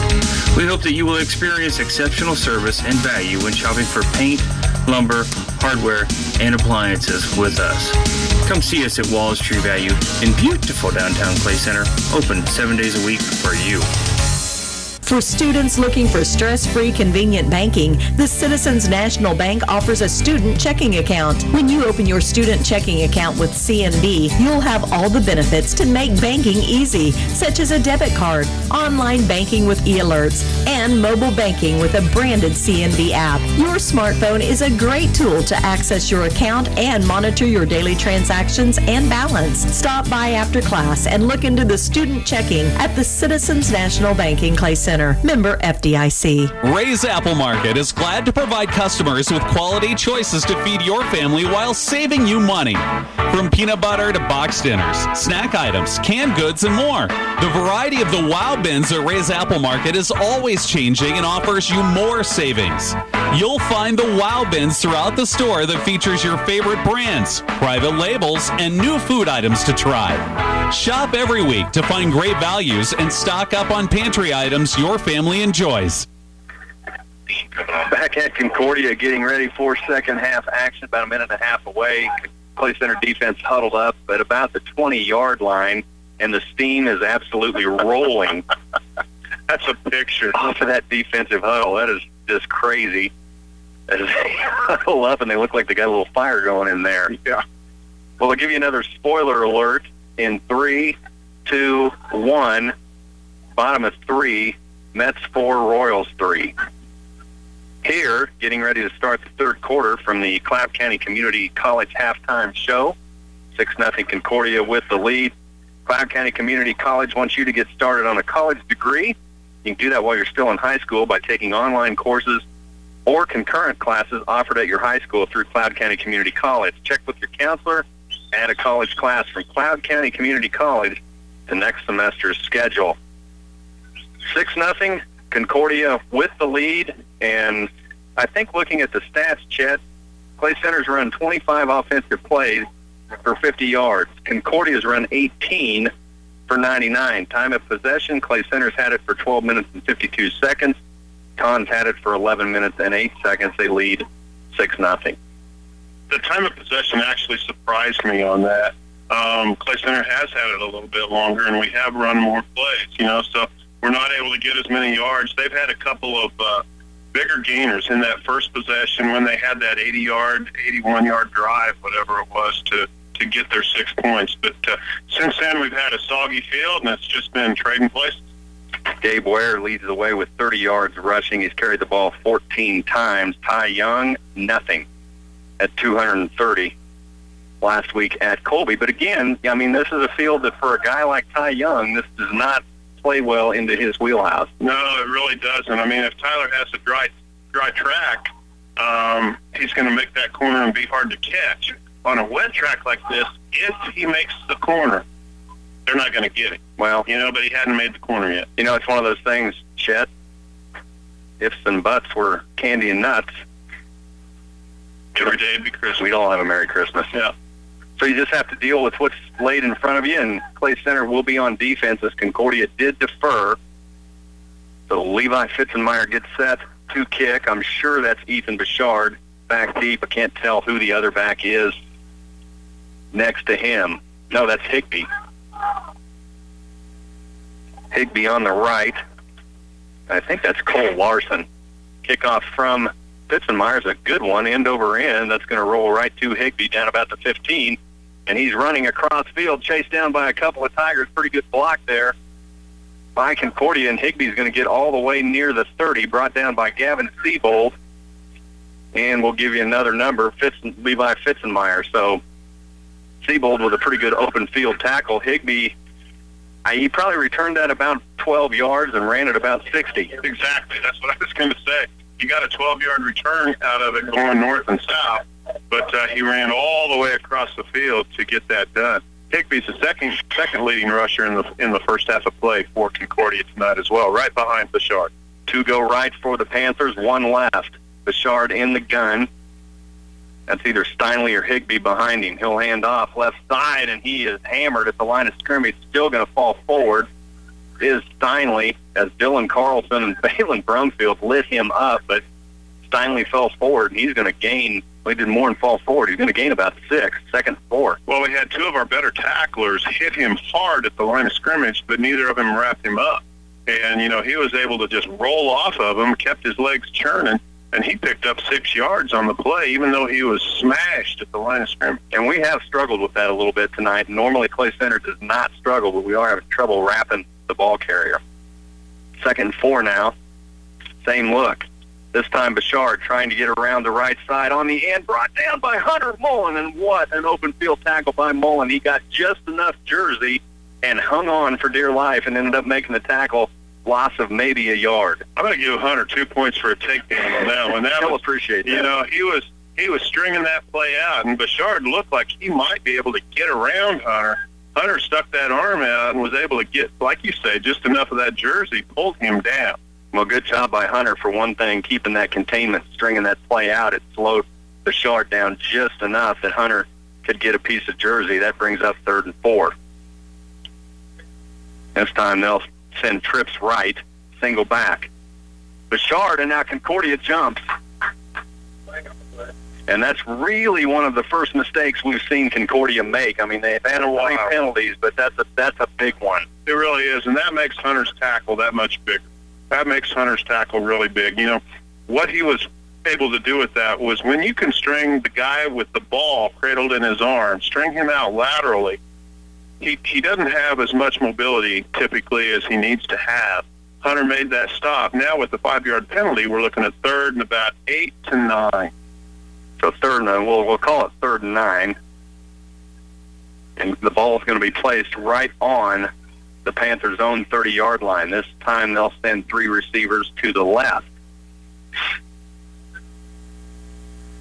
And it's going to be the same thing. Bouchard, we had him wrapped up in the backfield. Now Adam Ebert and T-Money have him pinned in, and he's going to lose a couple. Nice job by Adam Ebert of holding his containment, and then Tyler Young coming up and finishing it off. Yeah, Tyler Young, Gabe Ware, Dylan Carlson, Lane Libby, 4 guys on the tackle after we had 2 guys move him outside. And they're going to lose about 3, so that'll bring up 4th and 12, 14 net yards for Concordia since that first drive, Chet. 14 net yards, the Tiger defense stepping up.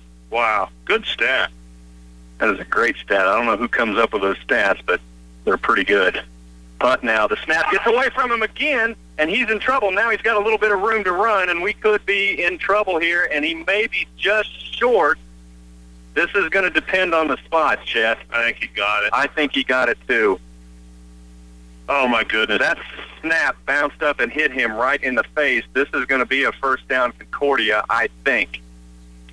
Like you say, that snap hit the ground. It bounced up, hit him in the face. We had all kinds of pursuit in there. He split the seam, brought it right up the middle, and he was tackled right on the first down mark. They are playing volleyball in Hayes. As soon as we can get a break, we will let Rocky update you on that. Again, Axtell 1-1. And Rocky was trying to do all kinds of math at halftime on what they needed to do. Really what Axtell needs to do is win. What Clay Center needs to do here is stop. Bouchard now, hands off to Steinley. He's going to be met by Brumfield. He'll pick up about 3. Well, Clay Center was going to get the ball back there with 9.5 minutes to go in this third quarter of play. Made a great stop on the Concordia Panthers. Concordia got a lucky bounce, got a good run with that busted play, moved the chains. Now the defense has to pull themselves back up. They can't let this be a situation where Concordia moves the ball on down the field. We need to just do it once again. Looking at second about 7 right here. So second 7, I formation, Bouchard in the gun, slot left look. Snap to Bouchard, hands off to Higbee. He's met at the line of scrimmage. There's Brumfield. Gabe Ware trying to strip that ball, and now they blow it dead. Boy, Gabe Ware had 2 mitts on that ball and just about had it done. So looks like they're going to give him a yard. How does that happen? I have no idea how he could pick up a yard. He was met in the backfield. If anything, he lost a half a yard there. Well, I don't understand that. I'm still going to call it 3rd and 7 here. But anyway, the Tigers with good stops, both on first and second down there. Now 3rd and very long. Very important play for the Tiger defense. Axtell is down early 7-2. We'll get you to Hayes and get you a look in there. Again, Tiger football here in Concordia. 3rd and 7. Snap to Bouchard, trying to get outside to the right. Pinned in, and what an open field tackle that time. That is Peyton Lane. And he's going to drop Bouchard for no gain. I'm about to put that down for the catch of the game because I don't know how many catches there's going to be in this game. And Peyton Lane caught him out there and just upended him. So Clay Center once again has Concordia pinned back, 4th and 8. They're going to send out the punt team. Now they punted, I think, I'm not a stat guy, I think they punted 3 times. They've muffed 2 snaps. As if I can remember right. Again, I'm not a huge snap guy. 3 punt formations. So we'll see what they do this time. As Tyler Young goes back deep, he'll stand back at his own 25. Snap. This one's a good one. Punt is off, end over end. Tyler Young's going to have a chance. He fields it, trying to get out to the right. Now turns back, reverses his field. If he can get out, he's got a little bit of room, and he just can't get there. Boy, a little bit of room, and Concordia is going to have a player down. Now he's back up. Nice tackle that time for Concordia by Tracer Workman. Well, Tyler did a good job, first of all, of fielding that punt, hanging onto that ball in these wet conditions. It got there kind of in a hurry on him. He didn't have blockers back there yet. We had pretty good heat on the punter. And Tyler ran a lot. He didn't get a lot of yards on his return, but he did a lot of lateral running. That's about at the 28 of the Tigers. So Clay Center now on offense. Again, some trouble with the chains, and I have not seen the chain guy come back. Again, they had an injury over there early on. Wallace under center. In motion, Tyler Young. Now Wallace drops the snap and on it quickly. He'll lose about a yard. That's the first trouble we've had with a snap. Well, and Cade knew what he needed to do there, and he just jumped on the ball. Sometimes the temptation is to try to pick it up and still make something of it. That could have been very disastrous. It was only a loss of about a yard on that play, and we did lose it down, but we kept the ball. 2nd and 11 as Clay Center back to the line. Wallace looking at Coach Henry over on the sideline. Every player now looking at the wrist as they all have wrist coaches get the call in. Double tight look. Ebert in motion. Now handoff to Ware. No, he'll pitch, and Young can't handle it again. Now he's going to reverse his field. He's got to get going. Now he does. He's going to pick up a little bit of room, some blocks. If Tyler can break this, he's going to be gone, but he can't do it. Pretty good open field tackle that time for Concordia. That's Cameron Miller and Tyler Young. I tell you what, I love Tyler Young. Known the kid for years. He gives me a heart attack every time I see him do that. Well, it was a fumbled pitch. They were going to go. He's going to pick up about 10 yards. Exactly. They were going to go left with the pitch. By the time he got that ball picked up, he had to reverse his field. He picked up 10 yards, 3rd and 1 now. So 3rd and 1, and that could have been about 3rd and 15. So 3rd and 1 for the Tigers, much more manageable. Wallace under center. He'll hand off right side to Gabe Ware, and what a hole on that right side. And I think that is still Garrett Craig and Parker Folks, and I think we could have had Dr. Stat carry that through there. That was a hole. Well, it was 3rd and 1 for the Tigers, and Gabe Ware had a big opening there. He picked up a good 6 yards on that play. Big move of the chains for the Tigers. Wow. That's the life we needed. We're getting near midfield. We're at the 44-yard line, but we have a new set of downs, and that's the big thing. Again, Garrett Craig forced into that starting role at right tackle. Jace Casper with that knee injury, and Garrett did a good job that time. This time, Cade Wallace, not so much a muff play. Gabe Ware slipped coming up for the handoff, and Wallace did the smart thing, pulled that in, and just held it. Yeah, he really did. And that ball he was holding it out there in the middle of the air, and by the time he pulled it back in and he starts getting anything he can, he got 3 yards out of the play. That's a lousy spot.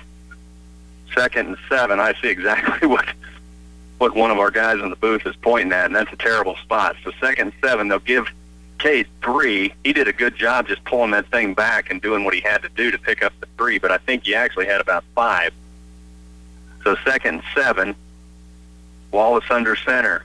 Handoff right side Ware. This time it's going to be eaten up, and now a flag is thrown.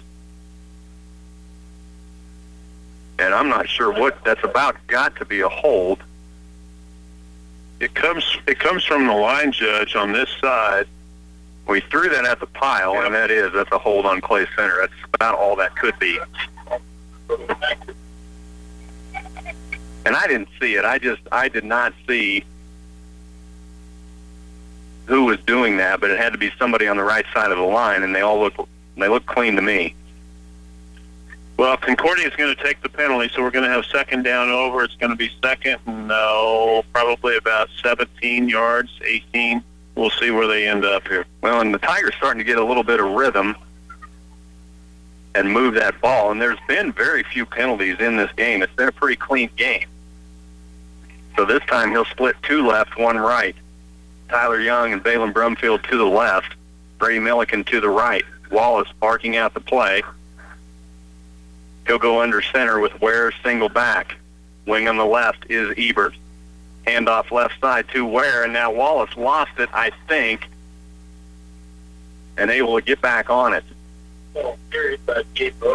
And that's the trouble with this offense in these type of conditions and the type of quarterback we have with Cade Wallace. He will ride Gabe Ware as long as he possibly can and then try to pull that ball. Well, Gabe knows when he's trying to pull it and when he's wanting to hand it off, but these conditions make that type of play very tough. It really does. I mean, he knows the feel and the chemistry between them is different when it's dry. And so it's a lot different out there right now. 3rd and 16. 3rd and 16 for the Tigers. We're in the 3rd period. I'll give you how much time is left in just a minute. Adam Ebert in motion. Fake pitch left. Wallace rolling out. Little lob pass. Gabe Ware a little bit of room. Good open field tackle missed. And now Gabe forced out of bounds right in front of the Concordia sidelines. And there is a flag down, and that is a personal foul, roughing the passer on the Panthers. And I didn't see it. I was watching Gabe Ware, but I saw Cade Wallace awful slow getting up. And there is an absolute river in front of the Concordia sidelines, and Gabe Ware just went for a surf. Well, Gabe did a great job of missing the first tackler, and he was trying to keep himself up the sidelines there. he got tackled. It was going to be 4th and 10, but that roughing the passers given the Tigers not just a first down, but we just moved the ball 20-some yards upfield. That's big. 5 penalties for Concordia now for 40 yards. 3 minutes left in the third. 1st and 10 now. First, and they're showing 3rd down on the far side. It's got to be 1st. Yeah. That ball's going to be spotted right on the Panther 40. So 1st and 10, and now our guy will get that going. Tight look for the Tigers. They'll stand Brumfield up on the left, Milliken on the right. T-Money in motion. Wallace riding where he will hand it off, and nothing to it. Maybe got a yard. Yeah, he was bottled up big time inside that time. I don't even think no gain. They're going to move that yard marker. So no gain, 2nd and 10. This time they'll split. They'll send Brumfield left, Milliken right.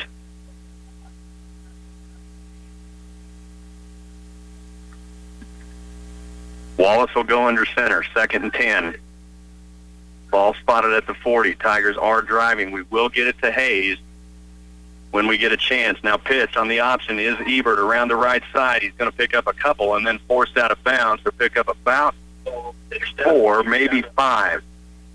We're down to 1:55 in this third quarter. We got a chance. We'll kick it to Rocky Downing real quick in Hayes. Rocky, get us up. Axtell fell behind 10-3, then was down 12-4. They have now taken the lead 15-13. If they win this match in 2 straight sets, they'll be alive for tomorrow's Final Four. I'll keep you posted. All right, Rock, thanks. 3rd and 6 here after that 4-yard gain by Ebert. Clay Center driving. Ball spotted at the 36 of Concordia. Minute 24 in the third. A very quick game here. Wallace under center on 3rd down. Handoff left side. No, he'll keep it. He'll follow where. He'll pick up a couple. Now, this is going to be an interesting decision for the Tigers here. We're looking at 4th and about 4, maybe 5. 4th and 5. I guess they're going to give him about a yard. Here comes the punt team. Bringing up 4th down and 4 yards to go. And now an official timeout is... Did you see that throw? Yeah, nice throw. That Blackie Lane would not be happy. Nobody could underhand a football like Blackie Lane, and that was ridiculous. So now Clay Center will go into punt formation. I like this call. I really do, because Clay Center with a little trouble moving the ball, they'll put Connor Last back, and he'll try to place one down there and pin Concordia deep. So he'll stand at about the 45 of the Panthers. Snap, back. It's a good one. Last will get it off. End over end. Nice punt if that'll check up. And that is perfect. Perfect. That thing checks up at about the 3-yard line of Concordia, and Connor Last just did his job. He did a great job, and that was a good snap. First of all, it started with a great snap. Connor handled the snap, and that's a big deal on a really wet night like tonight. You know, it's pretty nerve-wracking to be that many yards back behind there. The first thing you have to do is field the snap, then try to get a punt away, and that ball just died. They're looking at what? They're inside the 5-yard line. Inside the 5 after that 32-yard Connor Last punt. We'll get it to Rocky Downing in just a minute. Concordia out quickly. We'll get you an update from Hayes. They'll split 2 left, 1 right. Single back is either Higbee or Steinley. Handoff. That's going to be Higbee, I think, and he's going to bull his way ahead for about 3 yards. Rocky, update us on Axtell. Eagles have stormed back in this thing. They lead 18-15 in the first set. Taylor Feldkamp serving right now across to Burton as the Eagles fell behind, as we told you earlier, 12-4. Now Schmitz up front. Here's Talbot. The set for Courtney Heinen on its way, and it's good. It's now a 19-15 lead. Flip back to you. All right, Rock, you can go ahead and keep it. We are headed to the fourth quarter. 6-0, Concordia with the lead into 3. Rocky, take it away. And we'll keep it right here. Feldkamp still with the service. It's now a 19-15 lead. Again, Axtell needs to win the 2-set match, and they're automatically through to the Final Four. And now it's 20-15 as Feldkamp hit an unreturnable serve across. If they win in straight sets, they'll play tomorrow in the Final Four. If it goes to 3 sets, then we got all kinds of tiebreakers that'll be taking place. Here's the spike across from Burt Talbot. The set for Heinen. Sets it to an open court. Now it's brought back across. Here's Kunkelman up front. Talbot, far side set. Anna Bussing. Blocked back across. Schmidt to Talbot. Back set for Heinen. To the back row for Burton. Back up front it comes. They'll have a play at net. Into net, though. Point to Axtell. It is 21-15. The Eagles on the verge of getting this first set and giving them an opportunity for that sweep they need to advance to tomorrow. They were third at state last year. Now an ace from Feldkamp, and it's 22-15. Flip, I'm sure you're about ready to go again, but Axtell on a real roll right now. They lead it by 7. All right, Rock, we're not quite ready, so if you want to try to finish up the next couple of points, go right ahead. Absolutely. We'll bring it right back here. Play up at net. Stuff back across. Anna Bussing this time gets the play home. And Bussing with that stuff makes it 23-15. So Axtell now is 2 points away from this opening set. They were down 10-3. Now the serve goes long from Feldkamp. 23-16. Axtell with the lead on the verge of taking set 1. All right, Rock, thanks. We'll check in with you just momentarily as Concordia back on the field. It is second and a long 5. That ball spotted on about their own 9-yard line. 3 receivers, 2 right, 1 left. Bouchard gets the snap. He'll hand off. Looks like Steinley met at the line of scrimmage. Still not whistling that thing dead. Boy, they are really letting that go. And he'll pick up a couple. And we'll see. Yeah. Another one of those plays, it looks like we stopped him for no gain, but he picked up a couple. Gavin Ware with the tackle. He did pick up a couple. Brings up 3rd and 4. Ball just over the 10-yard line. Play center looking for a big stop here. They'll go 3 receivers to the right. That's the short side of the field. 2 receivers right, 1 left. Bouchard is going to keep it around the right side. Loses his footing. Lane Libby, nice tackle. Flag thrown in. That's got to be a hold on Concordia. Illegal block is going to be called on the Panthers. And that's what it is. That's big. That's a preliminary signal. Now, I don't know if the Tigers will take this. I don't know where he got to. I think they'd be looking at punting either way, and they're very, very deep in their own end of the field. No, I think you take this and send them back. That's an illegal block. You're going to put them back inside the 5. I think you take this and try to pin them back. So it should be they're going to down. Yep. Let's send this to Rocky Downing real quick. Rocky, wrap it up. Axtell did just go complete 25-18. They win set 1. Set 2 will get started here in a couple of minutes. All right, Rock, thanks. That was an illegal block. Axtell wins set 1. They'll get underway in set 2. That's going to send them back 5 yards. So now you're looking at 3rd and 9. 3rd and 9, and they're in, it's all. I mean, Connor Last killed that punt inside the 5, and that's almost where they're looking at running the line of scrimmage here on 3rd down. So Clay Center with a big opportunity here. Anthony Enneking will come in, an outside linebacker. He'll man up on the slot receiver right. Bouchard is going to hand off to the left side. Bowling his way ahead. Is that Steinley or Higbee? Are they ever going to blow this dead? And now they finally do. Boy, Tyler Young, Gabe Ware, Lane Libby, Gavin Ware, Adam Ebert. He's going to get about 4 yards on the play. Maybe 3, but they're looking at 4th and 6 inside their 10-yard line. So he's going to be punting back around his own goal line. Right at the goal line. And keep in mind, he has had trouble with this. So you're going to have Hunter Mullen and T-Money back deep. Concordia has not converted their last 5 3rd downs. That's a stat. That is a stat right there. Snap. It's high. He does get the punt off to Mullen. Mullen slips immediately, and really that's not bad. There wasn't much there. He was trying to go right. He thought he saw a little something to the right, but he just loses his footing just about the 39-yard line of Concordia. So Clay Center with good field position. Well, and the important thing was he slipped with both feet, not just one, and he still held on to that ball. He could have lost that ball, but he held on to that ball. And so Clay Center's taken over on the 39-yard line. 10 minutes and 12 seconds to go in the game. Clay Center trailing 6-0. It's been that score since the first period.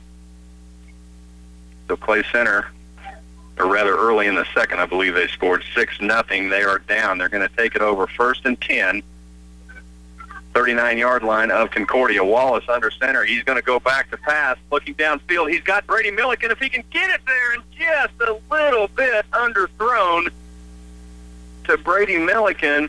Cade Wallace really threw a nice pass. Pretty good coverage on Milliken, but he did have a step, maybe just a little bit underthrown. But I'm telling you right now, that's one Brady Milliken wants back. Oh, yeah, they both want it back. Cade would like to get just a little bit more on that, but, you know, it's such tough conditions. I love passing in a rainy game because only the quarterback and the receiver know where they're headed with it, and it's harder, in my opinion, on the defensive backs. And so I like the call. Well, and you may start to see that 2nd and 10 now from the 39. Wallace under center. He'll hand off. No, he'll pitch left side. T-Money trying to get outside, trying to get a block, and now Lane Lively is going to be caught with a block in the back. Yep. He tried to come out of that. The Concordia defender spun, and Lane tried to come out of it and just was engaged. So illegal block on Clay Center. So, you know, we were looking at 2nd down over. We're going to go back 10 yards. It'll be about 2nd and 20. I think that happened right near the line of scrimmage. Yeah, pretty close.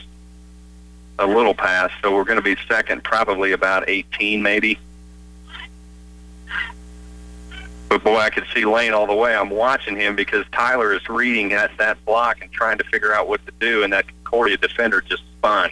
Tyler Young so dearly wanted to just get his little burst of speed, but the wet ground in the shoes didn't allow it to happen. Just not much there. It will be about 2nd, probably 18, roughly. Ball's going to be placed at about the 48 of the Panthers. 2nd down. Tigers will spread it out a little bit. They'll put Lane Lively left. I think that's Milliken to the right, and it is. Single back is Gabe Ware. Wallace rolls out to the right, and now another flag is going to be called and a false start on Clay Center. And all of a sudden, it's a flag fest. Yeah. There were 3 early flags on Concordia in one possession that made a difference, and then just sporadic off and on here and there. But now all of a sudden we've had a few each way. Now Clay Center's had 2 in a row and really hurting themselves back into their own territory. Again, we'll check in with Rocky Downing when we get a chance from Hayes. Axel into that 2nd set. Looking to get to tomorrow. Again, Clifton Clyde wrapped up their season earlier. The Eagles did all they could. This will be about 2nd and 24, Cliff. The 2nd and 24, that ball right on about the Tigers' 48-yard line. 9:24. 9:24 left in the ball game. Clay Center trailing 6-0. Snap to Wallace. Pitch left side. T-Money trying to find a seam. Gets a little bit of one. He's going to pick up about 8 or 9. Back into Panther territory, so that's going to bring up 3rd and we'll say 15. It's a great play. It was a great run. We just had 24 to go. Well, we had a lot to go, and I you got to give credit where it's due. Concordia has done a really, really good job with disciplined defense, and we talk about that quite a bit, but that's what it takes against a team like Clay Center, and Concordia has stepped up every time. Now they're going to put 4 DBs back, slot right look.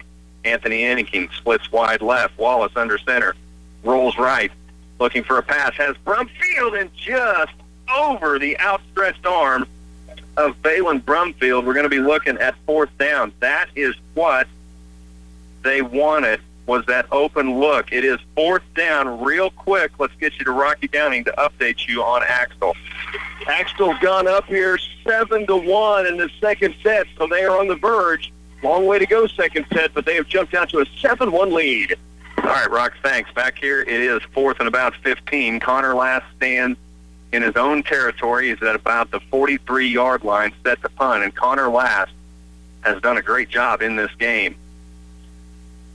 Snap, back, perfect, punt, up. Kind of a little squib punt is going to take another Clay Center bounce. It's going to be fielded by Concordia.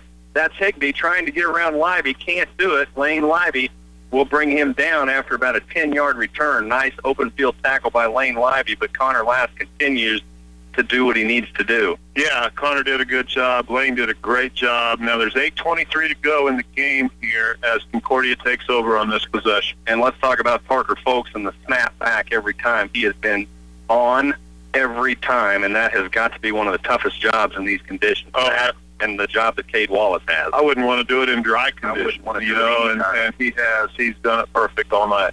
Parker's been dead on those snaps, and that's big. That allows Connor to get those off. I formation, 2 splits, 1 right, 1 left for Concordia at the 35 of the Panthers. Now a hole in the middle is Higbee. He's going to fall ahead for about 6 or 7. We'll give him 7, just not much there as the offensive line of Concordia is pushing the Clay Center defense around right now. A little bit, and one thing, to state the obvious, Clay Center needs to get the ball back, and we want to get the ball back in decent field position. So we don't want to give up any first downs or many first downs to Concordia. Now, a big stat is Concordia has failed to convert on their last 5 third downs. Here they're looking at second and about 3. 7:50 left, 2nd and 3. Shotgun, split left, split right, handoff to the fullback. This time he's going to be met by Balin Brumfield, and he'll gain about a yard. Nice job by Brumfield that time on Carter Steinley. Absolutely, and he had a little help at the end with Adam Ebert, so a good stop. It was only 2nd and 3.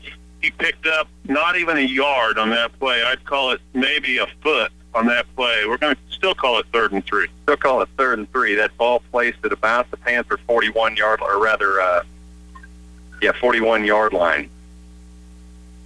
Same look. 2 splits, left side, 2 Higbee looking for a hole over the left side. Got one. He's pushing the pile. It's still pushing. They've got to blow this dead at some point. Once your forward motion stops, that play has got to be blown dead. He will pick up enough for a first down. He needed, I think we were calling it 4. He picked up about 5. Well, and that's the first time in 6 third down conversion attempts now. It's the first time Concordia's converted one. So the Tigers got a lot of stops in there. Now we just need to get another one. They're not to midfield yet. They're at about the 47-yard line. So we're still at midfield. It's a good time for a stop. It's 6:46 to go in the game. And Concordia wants to keep that clock running. I would not look for them to throw. They've had no reason to at this point. Handoff now to Steinley. Met at the line of scrimmage that time. I'll get you a number. Cleaned up by Hunter Mullins. And I think that was probably Dylan Carlson and Brandon Loader in there as well. Absolutely. And Brandon Loader's in for Gabe Ware again. Brandon has stepped up this year. That's one of those juniors that has been forced in a couple of times, doing some time at linebacker. And right now you've got a couple of younger guys in at linebacker. In Loader, nope, he came in for Gavin Siebold. So now you've got Loader and Gabe Ware at linebacker. And Brandon did a good job filling on that time, 2nd and 8. I formation, left side, little stretch play, trying to get that to Higbee, bouncing his way in the line. He's going to pick up about 3, maybe 4. That'll bring up 3rd and about 4. Now we're under 6 minutes, so it's 5:45 to go in the game. A big 3rd down. We're back at 3rd and about 3, maybe 4. 3rd and 3. About 3rd and 3. We'll keep it right here. We'll get you to Rocky Downing in just a minute. A big 3rd down here for the Tigers. That ball spotted just at about the 46-yard line in Clay Center territory. 3rd and 3. Tigers looking for a big stop. Concordia has converted 1 time in their last 6 tries. We'll see if Clay Center can get a stop. Split left, split right. Offset I. Bouchard in the gun trying to get Clay Center to jump. Nice job by the defense holding their ground. Snap on the ground to Bouchard. He does get it, but eaten up by Parker Folks. He's going to lose a yard, Jeff. He is. We're hitting 5 minutes of play here in the game, and he lost a yard on that play. The line of scrimmage marker is actually moving backwards just a little bit there. 4th, and we're going to call it 4. 4th and about 4. I'll be real shocked if Concordia goes here. I don't think they will, and it looks like they're sending the punt team in. So 4th and 4, that's going to send Tyler Young back, and Bouchard will go back. He'll stand on about his own 42. And Concordia has let the clock run down on the last several plays, getting near 4:25. And now the Panthers want to call a timeout. 6-0, Concordia set to punt. Rocky, keep us up on what's going on in Hayes. Axel, right now, as leading 15-5 in the second set, and a blistering shot by Megan Bussing. And I have her now for 7 kills in this set alone. She has just caught fire as they step back to serve it with Brady Schmitz. It's now 16-5. Again, if Axtell wins this in straight sets, which they're looking to be on that way possibly, they will be in the state championship Final Four once again for the second straight year. Here's Courtney Heinen up front. Spike to the back row, gathered by Burton. They will just get it across. Bussing to Heinen. Now the middle set, it's Talbot across. Once more, they'll get it back to Axtell. It's Feldkamp to Talbot. The set for Heinen, and it goes wide. So it's 16-6. Axtell leads set number 2 against Burton. All right, Rock, thanks. Here out of the timeout, Conn still showing punt. 4:25 left in the ball game. Clay Center trailing 6-0. They are going to get the ball back, it looks like. You still have to be aware that Bouchard is a very good runner. Yeah. And this would not be a terrible place to try that. I don't think he will. Snap to Bouchard. No, he will punt it. Kind of a knuckleball is going to go off. Tyler Young and the Panthers are right there. And in Tyler's defense, Chet, he lost his footing. Yeah. Concordia had a chance to field it. Concordia's line of scrimmage was the Clay Center 47-yard line. And that time they had a good snap. He got away a good punt. And like you say, it did look like it was coming in a weird way, like a knuckleballer, and then Tyler lost his footing. But now Concordia has a new set of downs. They have possession of the ball at about the 24-yard line. 1st and 10. It's Tiger 24 for Clay Center.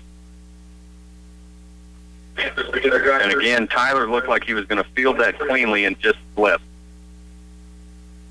Bouchard in the gun, hands off left side to Higbee. Stood up at the line of scrimmage. He'll gain about a yard. And now I believe Clay Center is going to call a timeout. We'll give you the hit on that, of course, Balin Brumfield. The clock says 4:10. Clay Center has, they had 3 timeouts left. Now they're going to have 2. That's what Conn has. Clay Center with a timeout. Let's take you back to Hayes and Rocky Downey. Yeah, Flip, it is 19-7 here. Axtell now with the lead. Courtney Heinen is going to be serving. We'll give you some action as they near this sweep of Burton. If they get it done, they're on their way to tomorrow's semifinal. Here's the block up front from Maddie Kuppelman, but it goes out of bounds and will be Burton's point. So it's 19-8. Again, Axtell leads. They lost their first match of the day in 3 sets. Then they knocked off the number 1 seed, St. John's Beloit, in 3. And now trying to sweep Burton, who pushed Wheatland Grinnell to 3 sets. That's why the 2-setter is such an important one for Axtell to advance to tomorrow. Back row spike across to the sideline at 10. Burton with the point.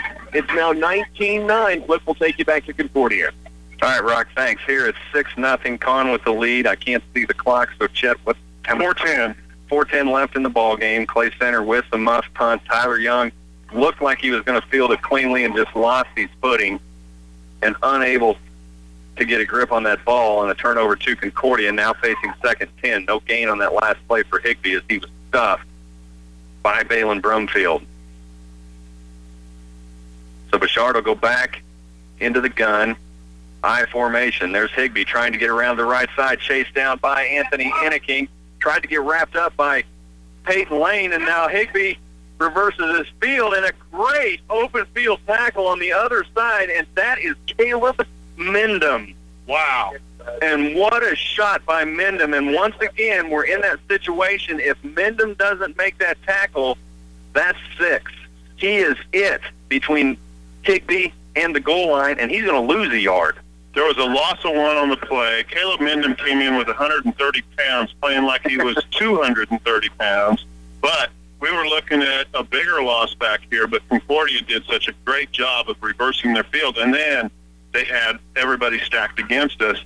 What a great play by Mendham. Clay Center still fighting. They do call a timeout. Let's take this opportunity to check in with Rocky Downey. Hey, thanks, Flip. It's 23-9, 2 points away from the match and surviving to Saturday. What a run it's been today for Axtell. Here's the serve from Kirsten Talbot. Up front, Burton blocks back across. Anna Bussing had about the last 3 blocks or kills for Axtell. Now a scramble. Feldkamp from the back row just misses on a Back row spike to the back corner. It is 23-10. Axtell trying to finish off Burton and advance to tomorrow's Final Four. Burton to serve here. Across it comes. Schmitz up front to Talbot. It's the set in the middle for Schmitz. She puts it home, and they have match point flip. All right, Rock, thanks. So Axel really pouring it on to get to tomorrow, doing a great job. Again, we'll get you to Rocky Downing here. A big third and long. Clay Center fighting with 3:45 left in the ball game. Trailing 6-0. One back. Trips right. Bouchard in the gun. He's back to pass. Looking. Now gets one off. It's a wobbler. That's going to fall incomplete. Intended for Higbee, and Bouchard just absolutely could not get a grip on that ball. Well, he couldn't get a grip on it, but more importantly, there's 3 minutes and 40 seconds to go in the game. That was only a 5-second play. We didn't have to use our last timeout either. This stops the clock. So now Concordia, and they may end up having to call a timeout because they're not sure what they want to do. And, you know, I don't know why you would do anything other than go for it at this point in the field. You've got Clay Center pinned back. Bouchard is pointing to the sideline, making a kicking motion. Surely they're not going to try a field goal. That would be about 35 yards. No, they won't. Yeah, I think that's what Bouchard wanted to do. I don't think that's what Coach Kingsbury had in mind. So they'll send one wide right, offset I, one left. Now toss dropped on the snap. Clay Center is going to get it back. And Clay Center will have possession. Let's send it to Rocky Downing real quick while we change possession. Yeah, they're going final here. Axtell wins it in 2, so they will move on to tomorrow's Final Four. Their first serve will be at 2 p.m. All right, Rock, thanks. Great coverage. And now we've got, looks like a delay of game is what they called. Yeah, and you can't decline that. So they're going to get another chance. I'm not sure where that came from. Can you give me the time left in the game? 3:37 to go in the game. Concordia has 2 timeouts. Clay Center 1. They're looking at 4th and about 16. Yeah, they should put more time back on the clock. Yeah, they did let that clock run down, and I think Coach Rice over there in the official's ear, but he's not listening. So 4th and about 15. Bouchard in the gun, and now Concordia jumped. That's going to push him back even further. 3:35. So 3:35, false start on Concordia. That'll back them up 5. 2 penalties on Concordia have clicked 5 seconds off the clock. Their incomplete pass play was 5 seconds, but we're moving them backwards. And now they're bringing their punt team in. 4th and 21. Wow, 4th and 21. So he's going to punt. He'll stand at about his 45, trying to pin Clay Center back. Now, if I'm coaching Concordia, I'm not doing this because they've had a lot of trouble with that snap.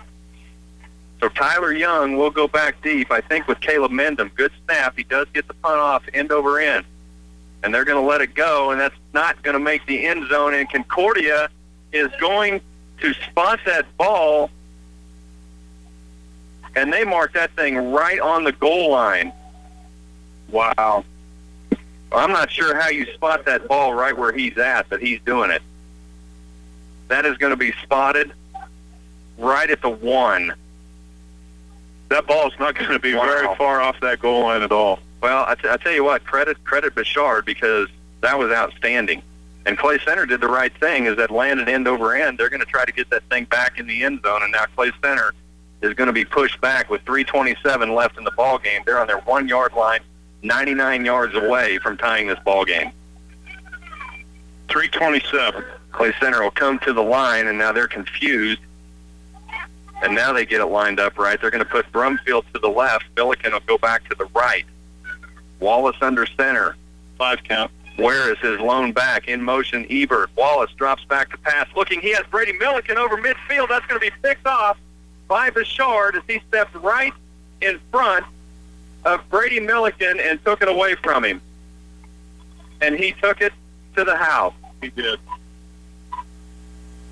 And boy, Cade Wallace had Brady Milliken, and Bouchard just stepped right in front of Brady Milliken. He did. He cut off the route at about the 17-yard line. He made the interception, and there was nobody between him and the goal line as he angled over for the far pylon.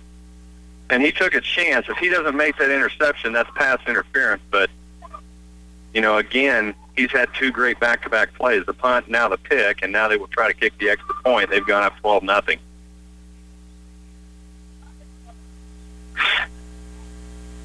So Bouchard is the holder. Higby the kicker. Set to go. Snap down. Kick up and just misses. So 12-0. It will remain. About 3 minutes left. 3:19 left in the ball game. We'll take a timeout. Bring you back to Con right after this. This is 100.9 FM, KCLY Clay Center. With fall harvest in the bin, it's time to plan next season's bumper crop with oldie seed, corn, and soybean varieties. We take pride in the latest technology. Oldie will be one of the first to bring our family of producers the latest Extend, LibertyLink, and Enlist soybean varieties. This season, if you want to give your fields a big Wildcat first down, plant a high-performance corn or soybean variety from Oldie Seed, proud sponsor of Kansas State football. An old battery can stop you cold. If you're not sure your battery has the power you need to get through another season, it's better to be safe than sorry. Stop in at Hanson Ford and get a Motorcraft-tested tough battery. Plus, get a $25 mail-in rebate with the purchase of a Motorcraft battery now through December 31st at Hanson Ford. Motorcraft batteries provide dependable power for today's high-technology vehicles across a wide range of conditions. See Hanson Ford of Clay Center. Ford, go further.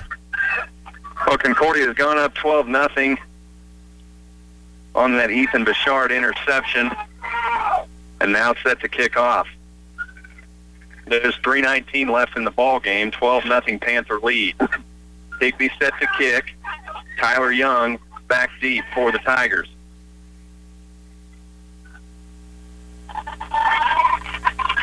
Higby gets off a bomb.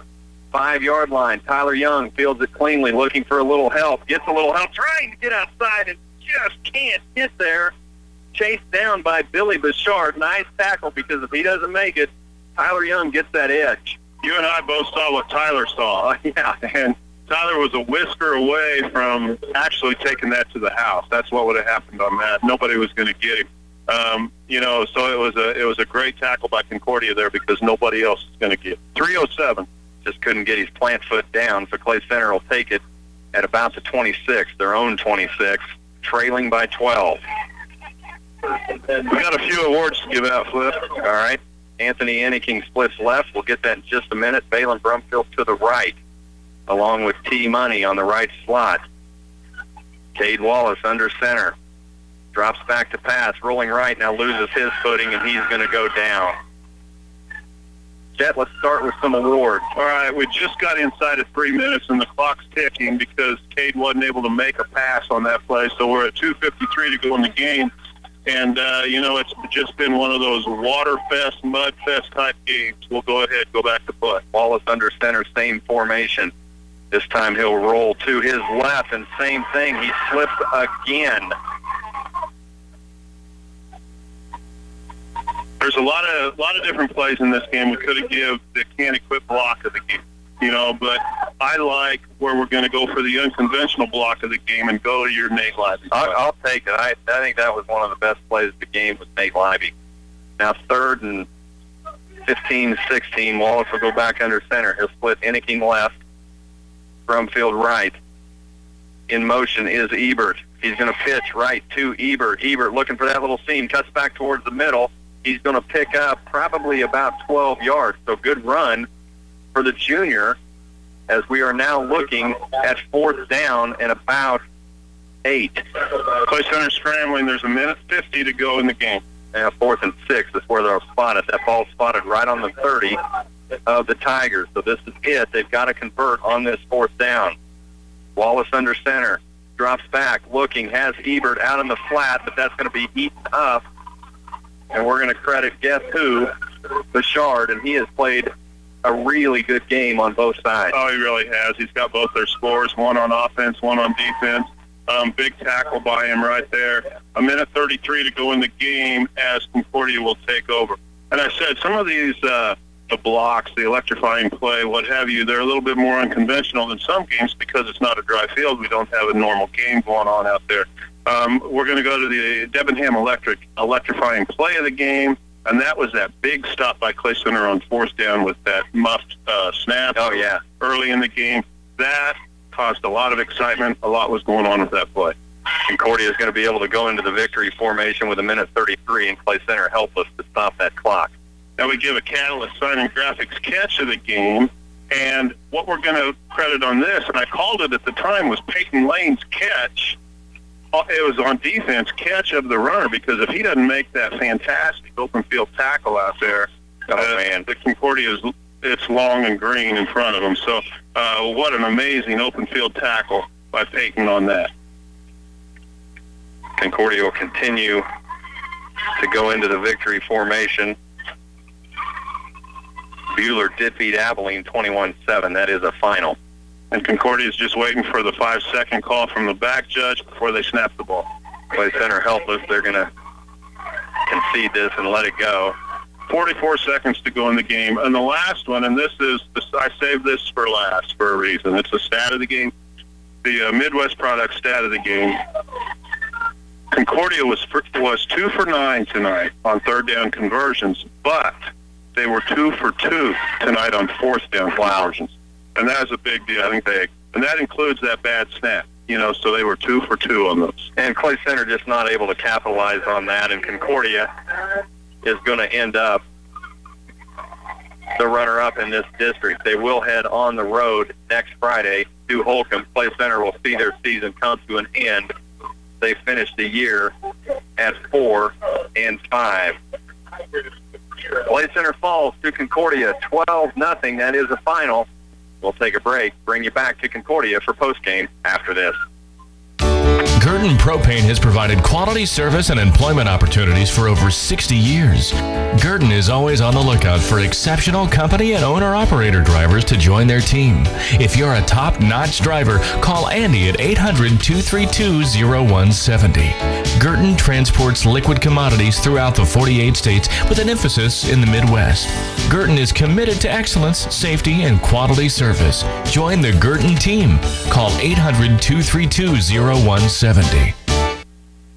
A big harvest means lower profits, right? Not necessarily for farmers who market their grain through Central Valley Ag. Really, that's favorable for our break-even. CVA's ProEdge grain sales manager, Luke Beckman, says knowing your break-even is the key to maximum profit. What do our margins look like? What does a profitable sale look like? Maximize your grain profits. Contact your nearest Central Valley Ag. They'll put you in touch with your personal ProEdge risk management consultant. Central Valley Ag, where the customer comes first. Girton Propane has provided quality service and employment opportunities for over 60 years. Girton is always on the lookout for exceptional company and owner-operator drivers to join their team. If you're a top-notch driver, call Andy at 800-232-0170. Girton transports liquid commodities throughout the 48 states with an emphasis in the Midwest. Girton is committed to excellence, safety, and quality service. Join the Girton team. Call 800-232-0170. Well, Clay Center is going to see their season come to a tough end at the hand of the Concordia Panthers. They lose 12-0. They'll finish the year 4-5. Concordia will move on at 6-3. They are district runner-up. Colby won the district championship in this. Con most likely on the road to Holcomb next Friday. And as a Tiger fan, I hate to see this, but I've got friends up here and I've got friends that have kids on this team. And Concordia came out tonight and they put together a gritty performance and played very well in the conditions. Clay Center didn't play that bad. No, Concordia played very well. Well, it's one of those games where when you get a break, sometimes you make your own breaks, but sometimes you all it takes is a little break here and there when you've got Mother Nature against you and everything with sloppy field conditions. And a couple of those breaks came on really muffed fourth down plays by Concordia where they came out of it smelling like a rose. And so you create your own breaks sometimes, you take advantage of them, but no, both teams played great. It could have gone either way. Well, and this is, I guess, is a moment as a dad. Knew it was going to happen. Wasn't quite ready for it. Wasn't ready for it this early for sure, but And this is a group of seniors that you know as well as I do. When you have a kid in a class like this and they play sports, whether they play sports or not, you get as close to the other guys as you do your own kids. So, you know, you share in all their joys and all their defeats and everything else. And we've watched these guys go through some tough times. Oh, yeah. You know, losing a friend at a young age and bouncing back through that and really showing adults how they should handle it. They did a great job with that. They keep Tommy Watt in their memory, and you know, it's a tough thing, but it's a good thing to sit there and watch these guys handle it like that. Oh, absolutely. And you know, like you say, and I don't know these kids quite as well as you do, but I've known them forever as well. Great core group, and that's what's fun. And we have been watching these kids come all the way through. We marvel at how fast it goes, but we want to give a little tribute to the seniors. Nobody better to do it than you, because you know them very well. Well, I'll give it a shot, and I don't know all their nicknames. I mean, I have my own nicknames for some of them that can't be repeated on the air, but, you know, these guys have been a true joy to watch. Lane Libby, number 3, Magic, he's been with us since 4th grade, and got to watch Lane come up, a great athlete, and you know, just a great guy. I mean, he is just a great guy and a lot of fun to be around and a good teammate. Oh, absolutely. He's one of those guys. He's a great young man at an earlier age than most people we get to say that about him. And we've been able to say that for a long time. And, you know, so it's been a joy to watch him. We get to watch him in some other things for a bit longer. But, Lane's just been amazing. Lane, a pretty good basketball player and baseball player as well, and on to great things. Cale Drulo, this is a kid that is from a military family. He did play for me in CCFA and got to know Cale. He came back to Clay Center. I think his family came back by choice. Cale is one of those guys that went out for the sport knowing full well that he was behind and probably not going to see a lot of playing time. But he's one of those guys that shows up every day. He works his heart out. When he's on the field, he does what he's supposed to do. And he's a great teammate on the sidelines. And, you know, my own son talks about him once in a while. People like that become heroes on the team among their classmates, and Cale definitely fits that definition. Number 8, Cale Drulo. Brady Milliken, another one that I've known for a lot of years. Brady played for us in CCFA. Brady was one of the kids that he's one of the ones that you'll point to from time to time when you tell parents not to get so caught up in what's happening in 4th or 5th grade, because players will grow. We've watched Brady get better and better and better until this year he became the definition and the picture of how a wide receiver should block. Absolutely. He became so good out there. Well, you know, in high school football, very few programs as a receiver are you going to get to catch a ball every other down. You know, I'll never forget the touchdown pass he caught earlier in the game on that skinny post right up the middle, and you know, he just took it to the house, caught it in stride, and that was a great play. But he made his living all year, all season long, doing all the things that you're supposed to do when you're not catching passes, and he did it well. Brady Milliken, number 12. Number 15, Ty Young, T-Money.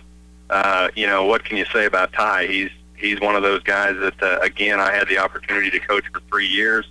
Ty hangs out at my house once in a while, taking up space, eating food, just being a general bother to everybody that could get in his way. And when you get to know Ty, you've got a friend for a long time. Yep. He's a great guy and a great athlete, and he is exciting to watch on the football field. And everybody that we talk about, that we've already talked about, and that we're going to talk about, we're not just talking football. All of these young men have a lot of other talents besides what's on the football field. I'll never forget Ty when he wasn't sure if he wanted to come out as a 4th grader. That's right. You know, and he came to that meeting just to see what was going to happen. Look what's happened since 4th grade with Tyler Young. Ty Young, T-Money, number 15. 28, Gabe Ware, self-named, picked from the sticks. Gabe Ware. I know Dr. Stat played with Gabe's dad. I've spent 4 years with Gabe's dad watching our guys and played side by side with my own son. And, you know, Gabe is a quiet guy until you get to know him. Yeah.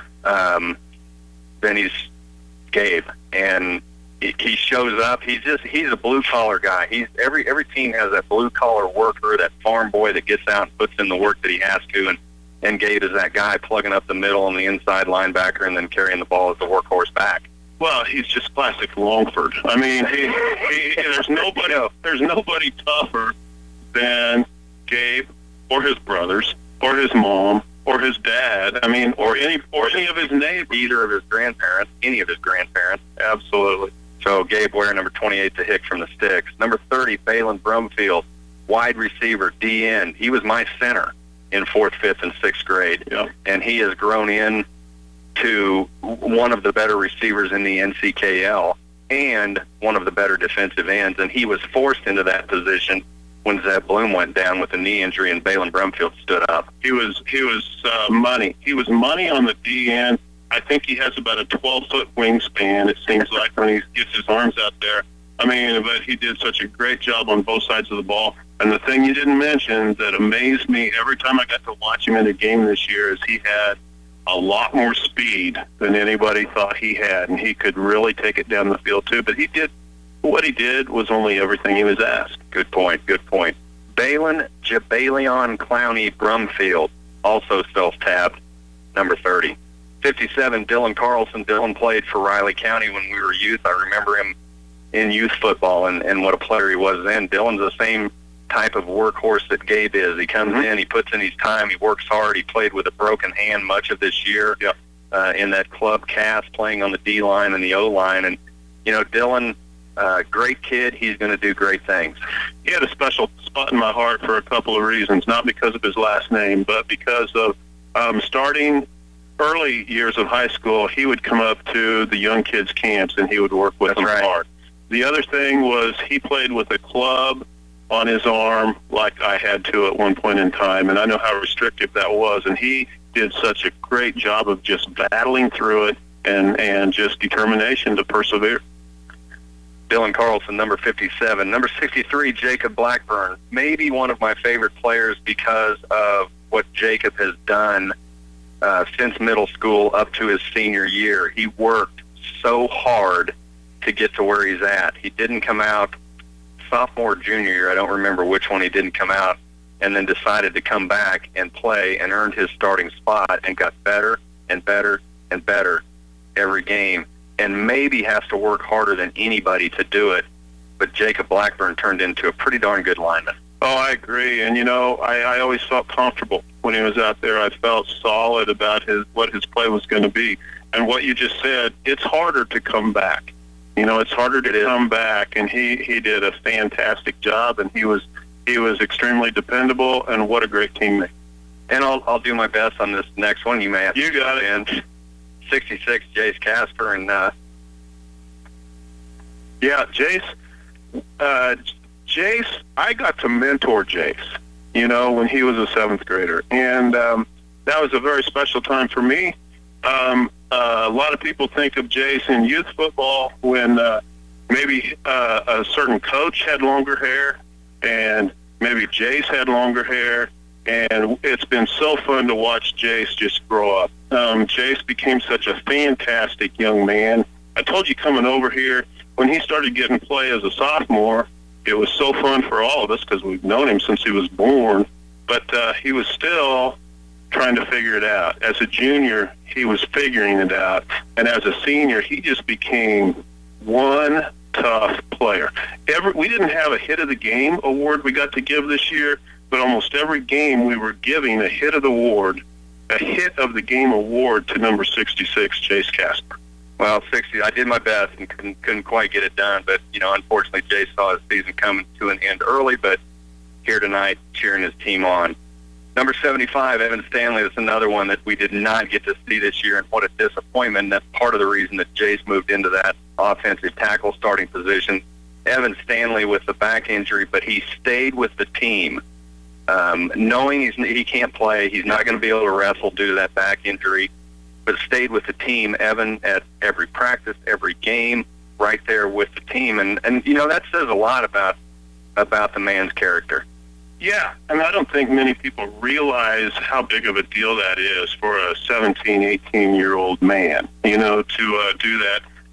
Sometimes the temptation might be to, I can't do this. I'm going to go have fun with my buddies in the stands or whatever. He was there. He was a teammate. Yeah, he was. 75, Evan Stanley. And 78, Brogan Cant. Now, Brogan, the guy that a lot like Jacob, worked very, very hard to get to where he was. When he was on the field, there wasn't anybody on there working harder than Brogan Cant. And the thing I'm going to say about Brogan is Brogan has worked hard at something else, and part of the reason that kept him out for football, Brogan will be a U.S. Marine next year at this time. And, I mean, what can you say? Yeah. Semper Fi. Semper Fi. And, yeah, I mean, and he worked hard, and he lost weight, and he got himself in shape, and passed all his necessary tests, and God bless you, Brogan, for making that choice and taking that path. Absolutely. I'll salute him every time he walks by. I'm also going to mention all the coaches as well. Assistant coaches Mark Henry, J.D. Lane, Ben Last, Pat Hayes, and Joe Weethorn, and head coach Todd Rice, who do such a great job of bringing these guys out every week. And they've been a joy to watch for 4 years. Seniors, we're going to miss you. Yep, absolutely. It's always it always blows our hair back how fast these years go by, and then how fast the last season goes. It's all every time we turn around for a number of weeks, it's the last first or first last or whatever we want to call it. But sometimes it's tough to end it with an injury or a loss or whatever the case is. But what a fantastic group of guys. Well, these guys have nothing to hang their heads about. They're sad now. They're going to look back on this. They're going to really, I think, appreciate what they did week after week. They came in and they put their heart into this. Makes it so hard to see that season come to an end. That is going to wrap up our coverage from Concordia. Don't forget, we will have volleyball on the air tomorrow. I believe they get underway at 2 p.m. tomorrow. Rocky will have Axtell Eagle volleyball. Chet, I appreciate you coming along. We talked on the way up here. I was afraid you'd have to step in a couple of times, and I appreciate you doing that. Also, thanks to Rocky Downey for his work week after week. It was my first time in the booth in a couple of years with you guys. And Dr. Stat, Kerry Carlson, the best in the state. Yep, is Dr. Stat with all our stats. That's going to wrap up our coverage for tonight. For Rocky Downing in Hayes, for Kerry Carlson, Dr. Stat, Chet Carlson, along for the ride, and our studio engineer, Bernie Pancella, I'm Phil Casper.